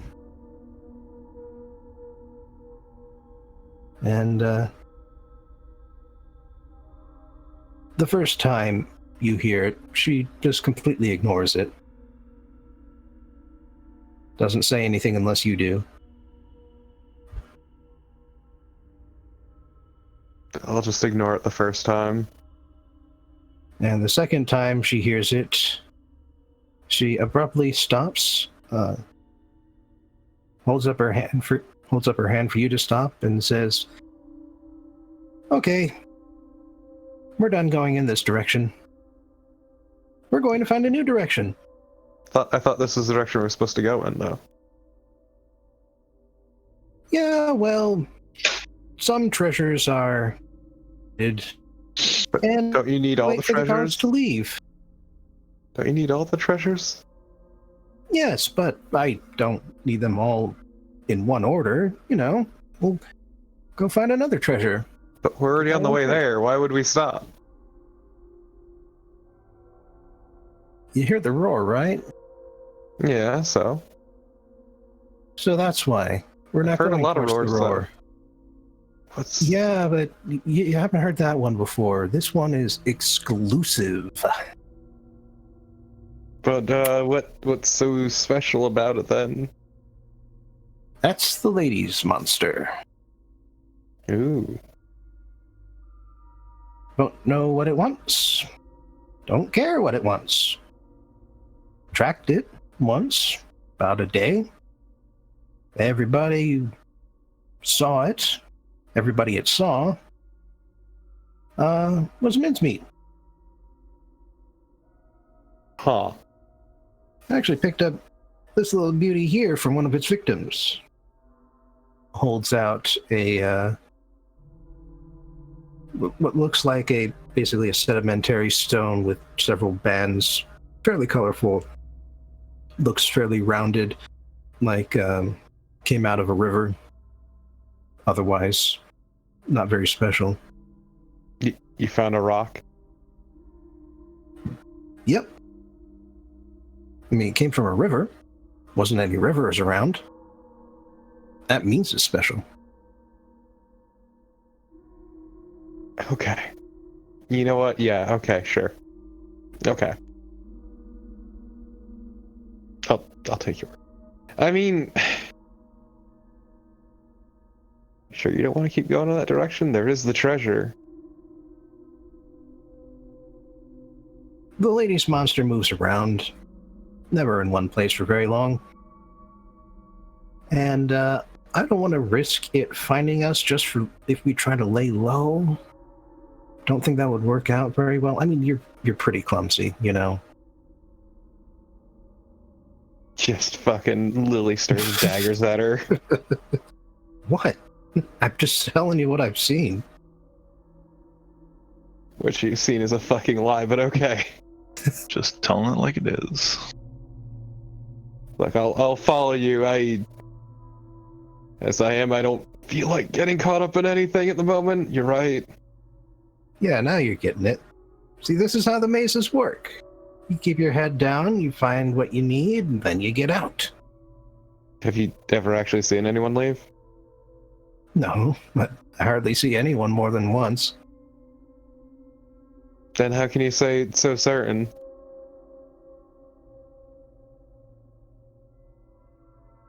Because I've been successful this far. Of not dying, not getting out, though. Yeah, and with that monster going around, 1 out of 2 ain't bad. I mean, I guess.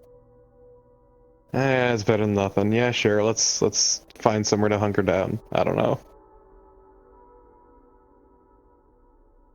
All right, and you do change direction several times because the monster's cries consistently get louder no matter which direction Pam chooses for you.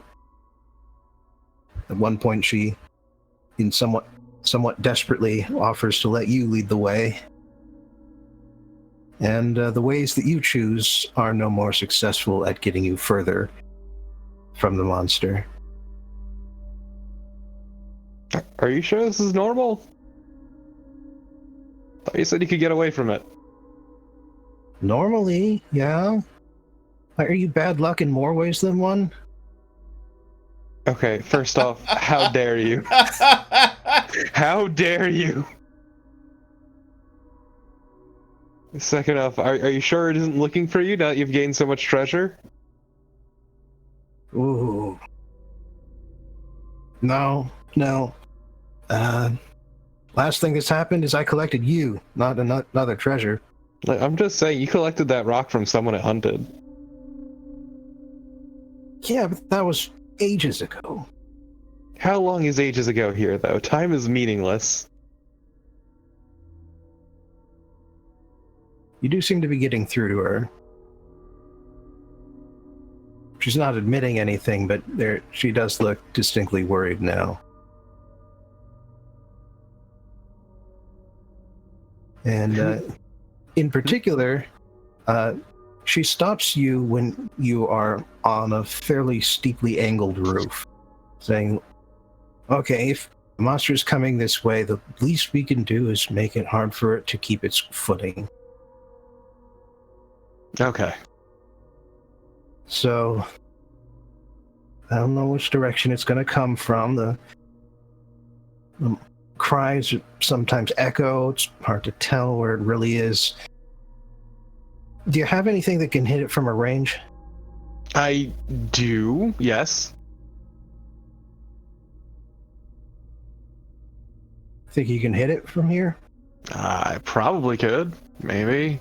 I mean, given my luck recently, who knows? But Well, how about you give it to me then? No. I'll give it a shot. No. I'm Well, good. you just admitted that you wouldn't be a good be able to hit it well. Look. It's my baby. I can't give it up. I'm not asking you to give it up. It's not one of my treasures. I'm not smelling anything off of you. I just need to use it. Okay, first off, I'm glad you're not smelling anything off of me. Second off, okay, I'll lend it to you. Again, what is so crazy about wanting to keep all my bones?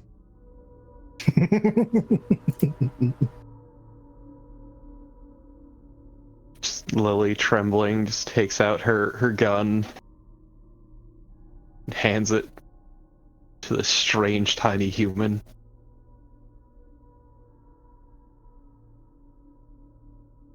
Do you even know how to use one of these? Oh, sure. I fought with the whole army that used these things. Piece of cake. Okay.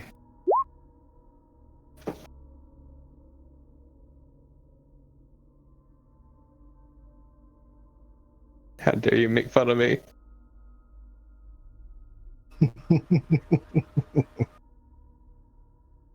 And at that point, as you are waiting, you see the monster appear on a platform beneath you. Oh, good, it doesn't have regeneration.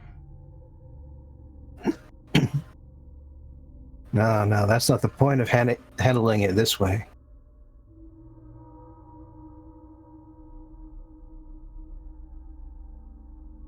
And so,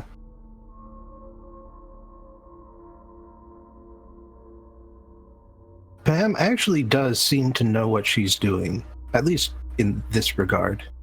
Because as soon as you hand her one of the cartridges, she tears off part of the paper, pours in the powder, drops in the bowl, what is in the paper, searches for a bit to find the ramrod, and then as soon as she does, hammers it home, places it, checks the back. Oh, I need one of the caps.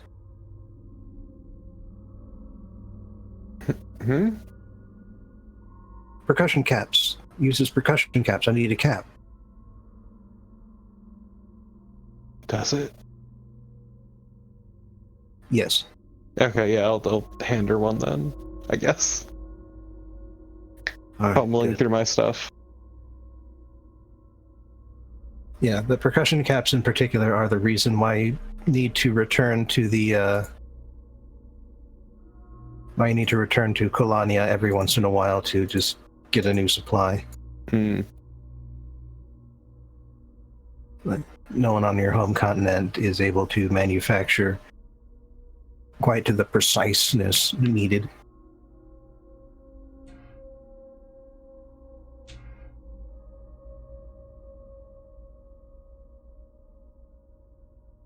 Yeah, once again, I'll hand her off one. Yeah. Seeming so cocksure.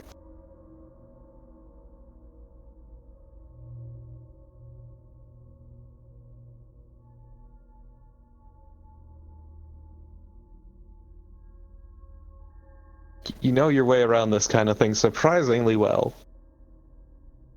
Yeah, told you.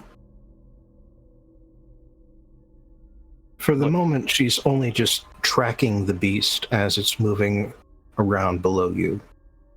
It seems to be sniffing at the air, looking in through windows on its level, bending down to look through windows at the level of mere humans. If we're lucky, it'll just keep on going.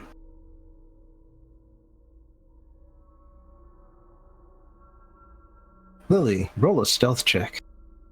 Oh no! Oh, this is going to be miserable. Okay, this is where you just need to. Okay, I'll do you a solid, Bob, and then I'll put the minus in there just for you.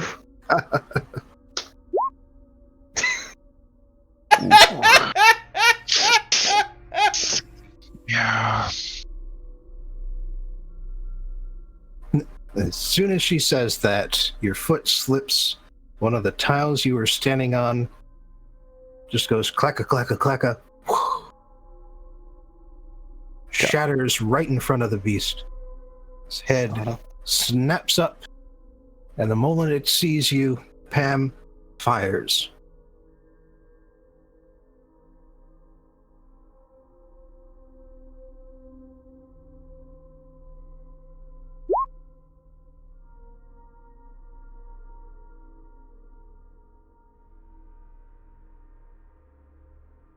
Now, it only actually does half of that damage.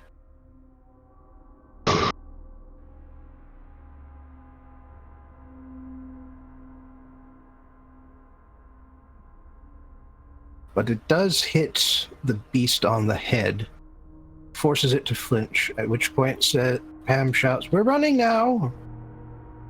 Yeah, sure, on it. Not Grabs your fighting hand, this shit. pulls you back, running back the way you came, across the series of rooftops you used to get there in the first place. The beast rages off in the distance, and eventually the cries become far enough away that you feel like you can take a breath and calm down.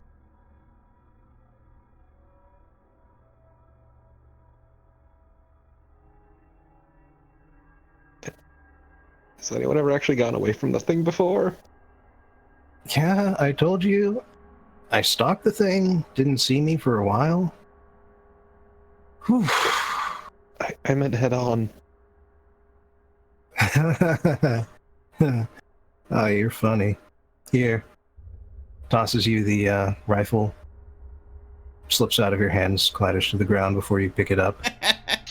You try picking it up and it clatters again. Try picking it up a third time, it clatters Just, again. Lilly is very visibly frustrated at this point. She goes to pick up the gun and put it away. Whew, boy. Well, I'll admit that was a first. Didn't have one of those babies when I got mazed, so haven't had the opportunity. Where are you from?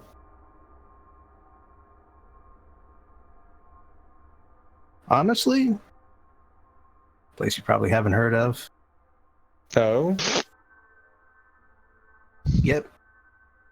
It's a place where magic and technology have all but merged. What's the name? Eberron. God damn it. Out of character, fucking god damn it! Yes! I've never heard of the place, you're right. Ah, she's probably fucking from the last war era, too. Jeez. You ever hear of Mynth? Nope. Oh, because that's where I'm from. Yeah, well, guess that makes two of us. Yeah. No, unfortunately, we've got magic and we got technology, but neither of them together. Oh, Yeah. that's a shame. Yeah, the gun is actually from somewhere completely different than my home. Really? Yeah. Strange people. Fucking magic resistant iron everywhere. Ah. Fancy. It's not intentional, actually. It's just how it is. They didn't even know magic was real, actually. Well, not in the way that we see it. All right, and as you start getting into a real conversation with Pam, let's check one last time in with Lake. Hey? You know what? Bring that up next session. because you guys have actually entered the same area. Okay. That was not a mistake. Yeah, I figured as much.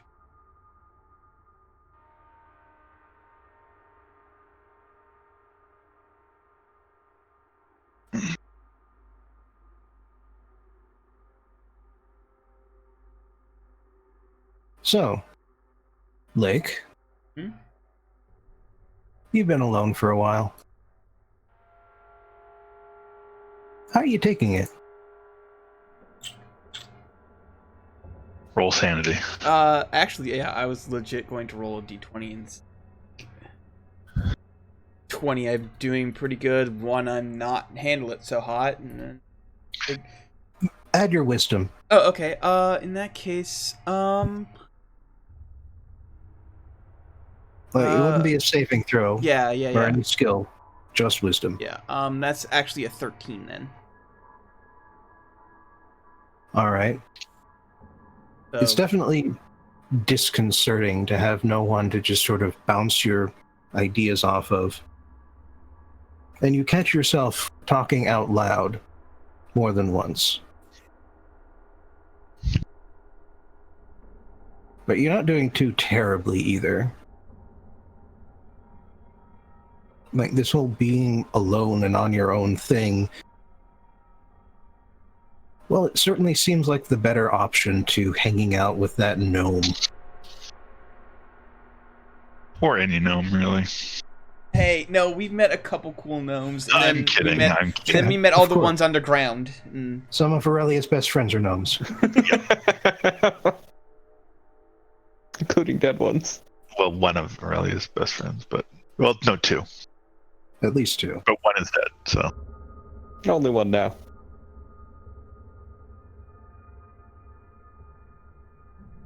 and the other one has somehow not made an appearance in the entire campaign, despite be being like an that. integral part of her backstory. eh. Sometimes it'd be like that. He's going to show up in the very last episode, like, "Hey, Aurelia, It's fine. He was what your you best been man. up to the last few years?" It's fine. He was the best man at your wedding. Everyone knows it. You know, I'm there's expecting always that- there are always some friends that you just lose track of and never get around to looking up afterwards. I mean, I'm one of my mostly best expect- friends I only talk to every few months, so, like, I feel. I mostly expect that to be the case with Gruunash's mother.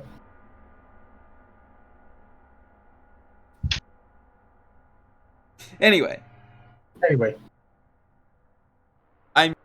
not doing great, but I'm not doing awful. It's weird, but it is not disconcerting.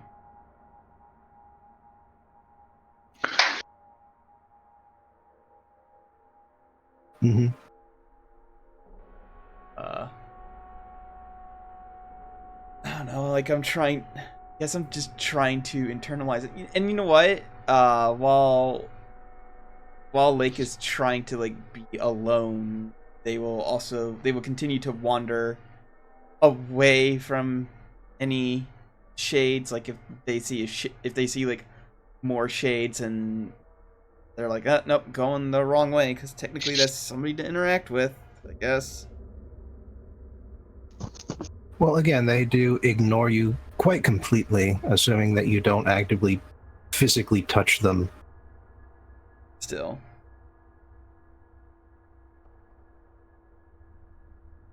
And despite how long you walk and how much your legs ache, and how tired you're getting, like, that's something new again. God, yeah. Sleep. Shit, I haven't had to do that in years.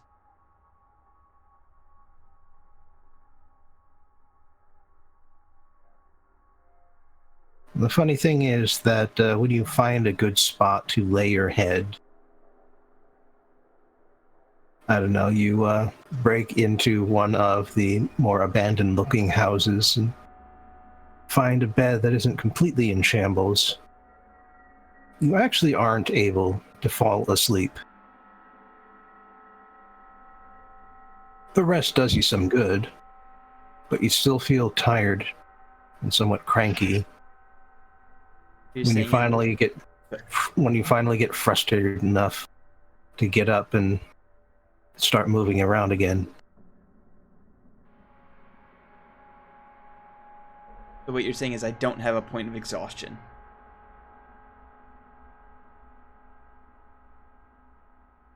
Not yet. Okay. Fun. I like the qualifier there.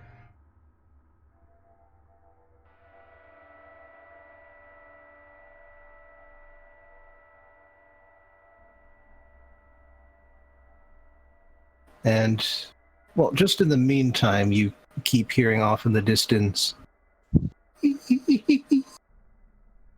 Yep. Anytime I hear that, I go the other way.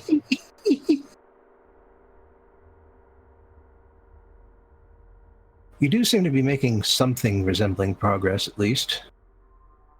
Because eventually, the crumbling buildings come to an end.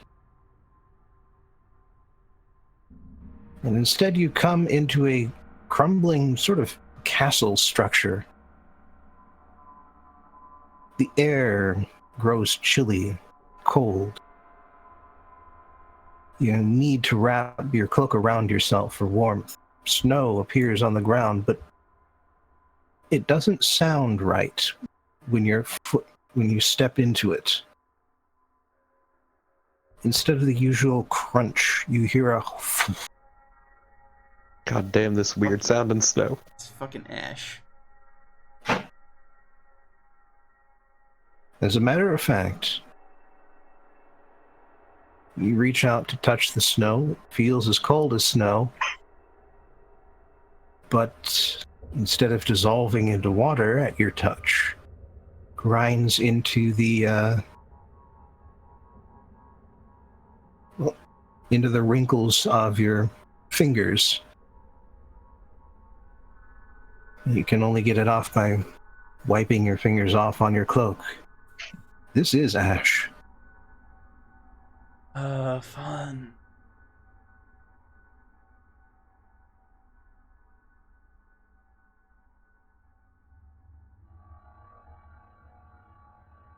The dark figures seem to be growing less and less common at this point. They're starting to go back to their initial density when you first noticed them. But you still hear something out in the distance.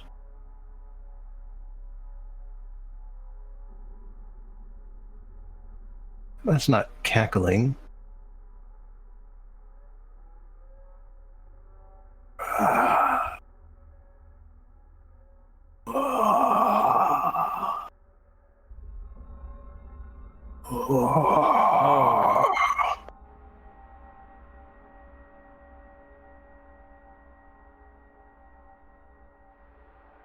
And unlike last time, where you were able to keep your distance from the cackling, the roars are getting louder and louder.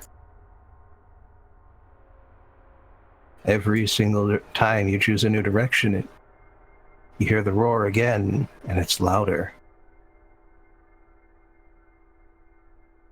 You find yourself in something of a courtyard, possibly a garden, or what used to be a garden, before all of the plants died, all of the trees withered, and a good inch of ash built up along the ground. The roars are getting loud enough that you're seriously worried that you're going to encounter whatever's making them any minute now. I would like to stealth. There's literally nothing else I can do. Alright, where exactly would you like to stealth? Is there anywhere where it's like there's ash? Shit. I'm actively leaving footprints. Fuck. Okay. Was that rest long enough that I could have gotten my protector thing back? I need a long... No. Okay. I don't have it. Cool. I mean, you may have rested for long enough. It's hard to tell. but it wasn't actually restful.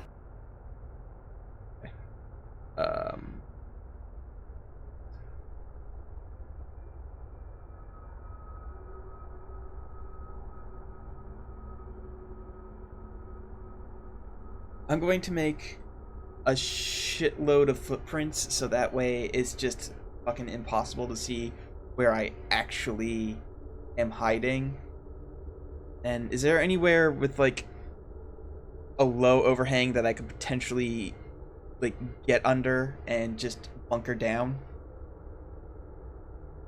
Yeah, but there are also fairly easily climbable walls that border this courtyard area. So you could go low for your hiding spot. You could also go high. And we'll roll the whole footprint trick into your stealth roll. Okay, yeah, I'll go high then. All right. That will require an athletics check. Oh, I'm actually fairly good at that because I do have the belt. 24. One hand, second hand, third hand, top. All right, and then stealth. Get advantage of. Natural 20. Nice. You wrap the cloak around yourself, pull the hood over your head, and as far as anyone could possibly tell, you are just another piece of statuary watching over this garden. What's it like to be able to stealth? Feels real good. Feels real good. Then the beast enters the courtyard. Same description as before. Horrific appearance. Vaguely minotaur. But so much worse.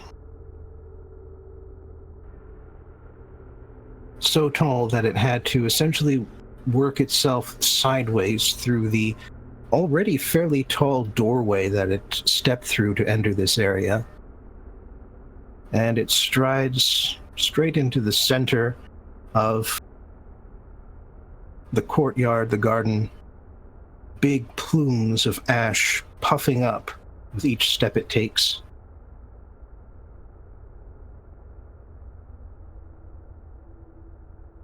And as you're standing there watching it,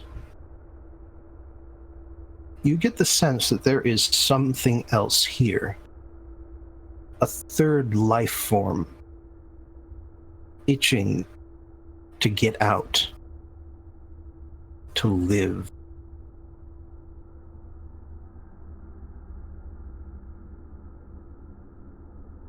One of the spells in your staff should work, but it would mean casting a spell and revealing your position. You're not sure what the life form is going to do once you bring it out. But it is directly underneath where the monster is standing.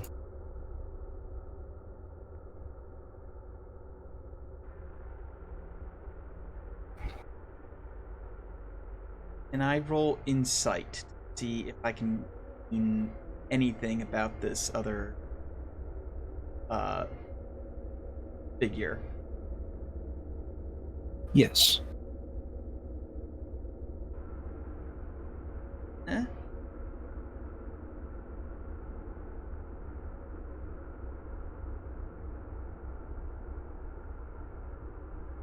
There's a between that life, you sense...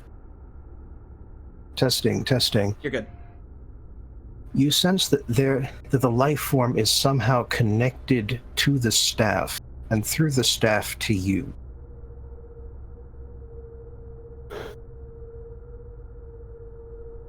But that's all. Either other tree.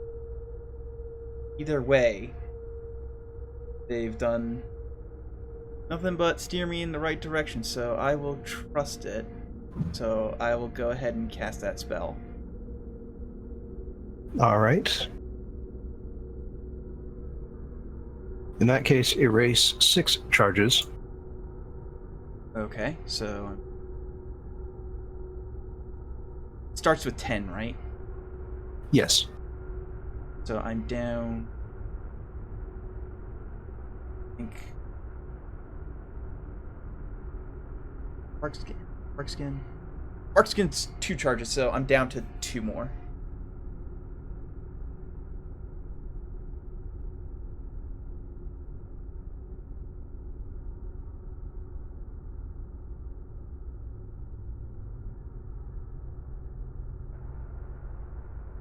All right.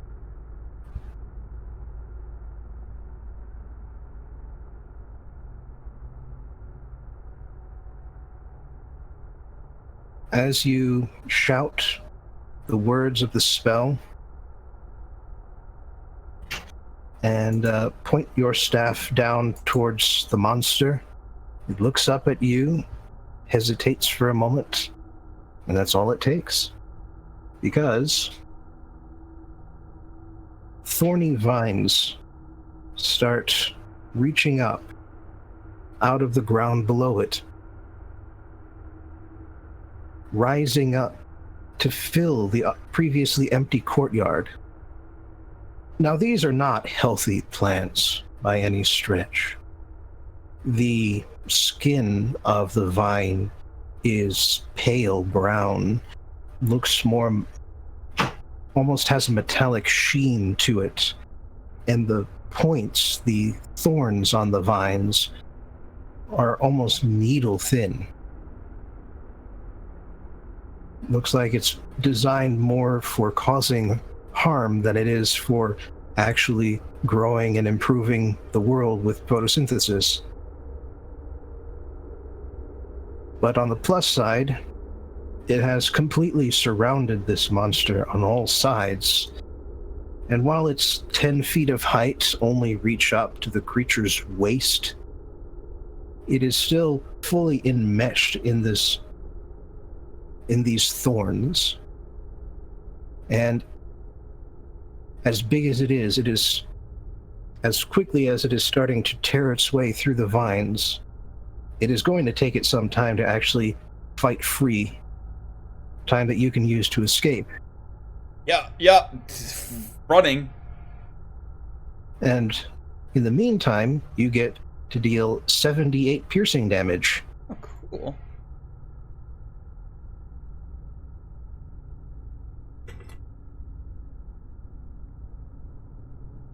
All right, and this is from a magical source, so it is full damage. Wow, I just doubled the amount of damage this thing has taken. All right, and as it finishes fighting itself free, it will also take another possible damage. This one it will get to save against. What's your DC? It is yours for the staff. Is mine? Okay, I think it's 20? Yeah, it's 20. All right, with a 20, that's not good enough. It takes full damage again. That is a garbage roll. Rather pathetic full damage, but better that than half that. Garbage poo-poo roll. Icky.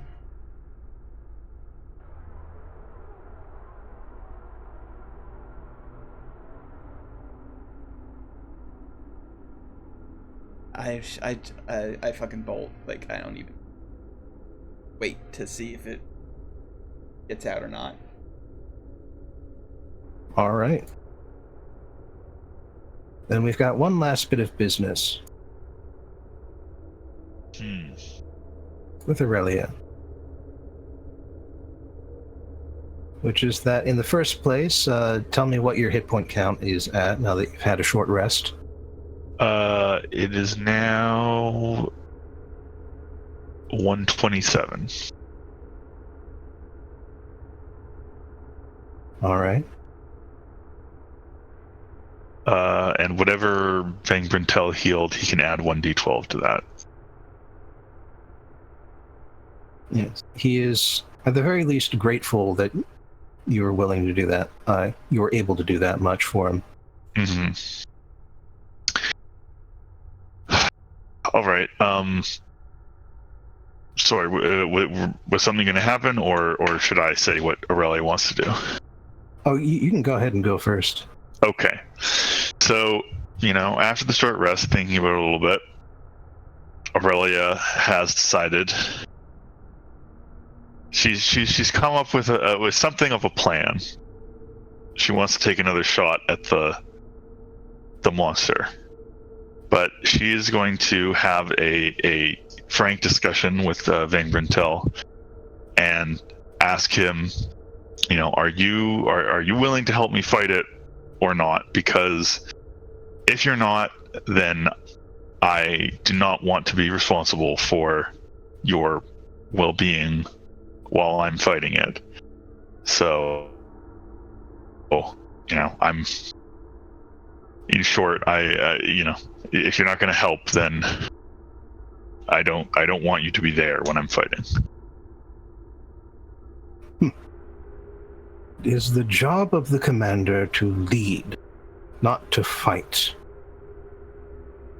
And while I have been trained somewhat in the art of fighting, the purpose of it was simply to understand the actions of the common folk that I command, and occasionally to protect myself against duels.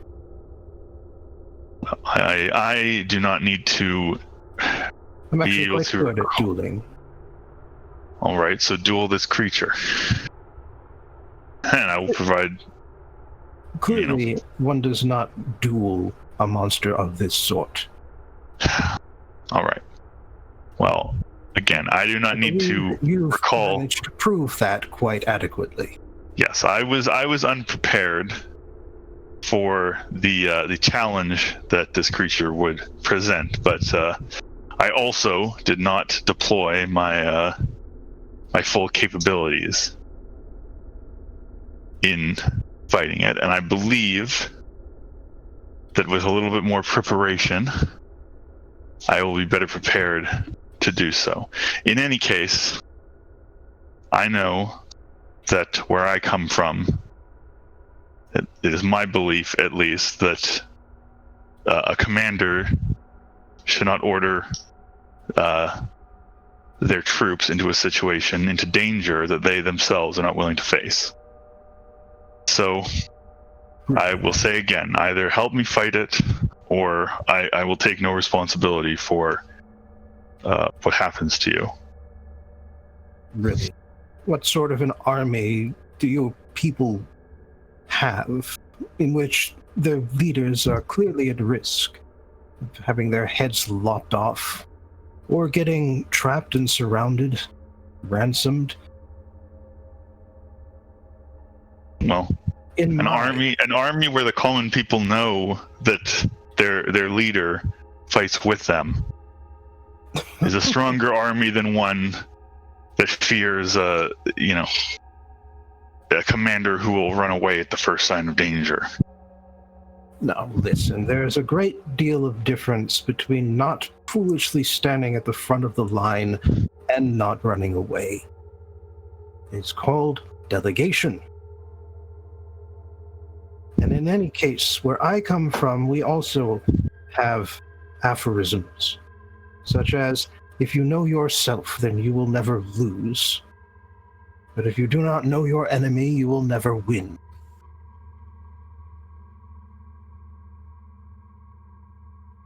Now, with that in regard, I would say that we have successfully avoided losing, because I knew my role as the leader from the rear. You knew your role and the capabilities of that magic you have. Whatever you call that. Clearly not actual wizardry.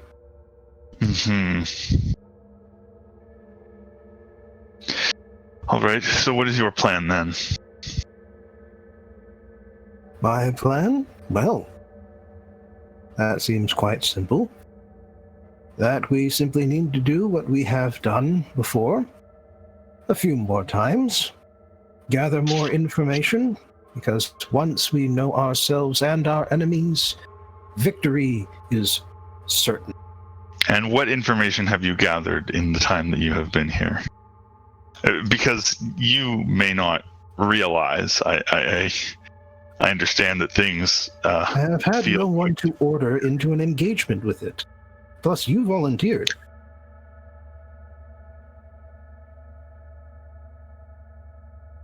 Got you there. Did volunteer. I did. And now I feel that I know enough to know that if you will not assist me, then you are dead weight. With all due respect. Not dead weight. I am the person providing tactics. What tactics? You don't even understand my capabilities, let alone the monsters. What tactics could you possibly provide? Well, I've just provided one. We engage the monster again in a skirmish, discover more of its capabilities, retreat from there, and continue that several more times until we are more confident that we understand the limits of its capabilities, its weaknesses, and its strengths. By the sound of things, you have come up with one weird trick that you think is going to smash it to pieces.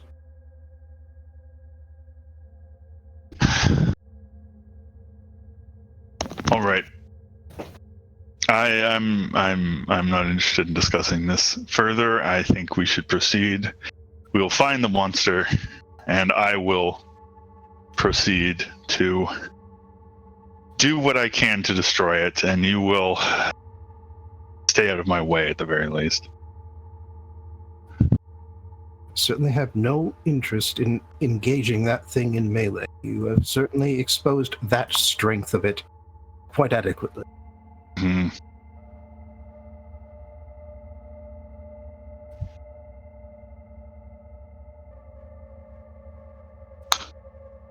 All right, so do you have a plan for finding it again?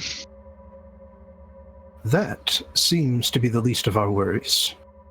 When it is ready, it will find us.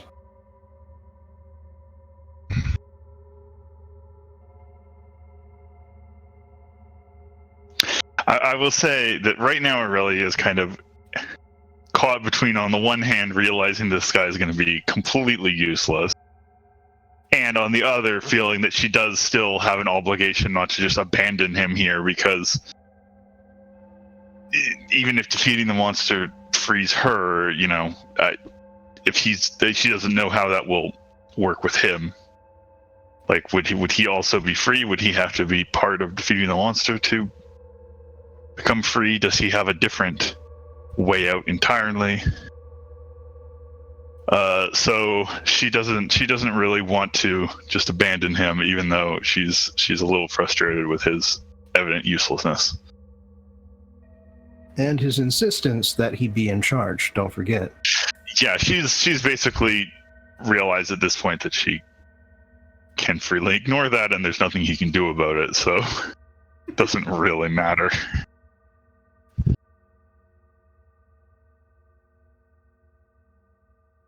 All right. And after that discussion and rest, bandages applied, you proceed outwards, and at this point Vang says, well, it seemed to have proven yourself useful in one regard. We found ourselves somewhere new.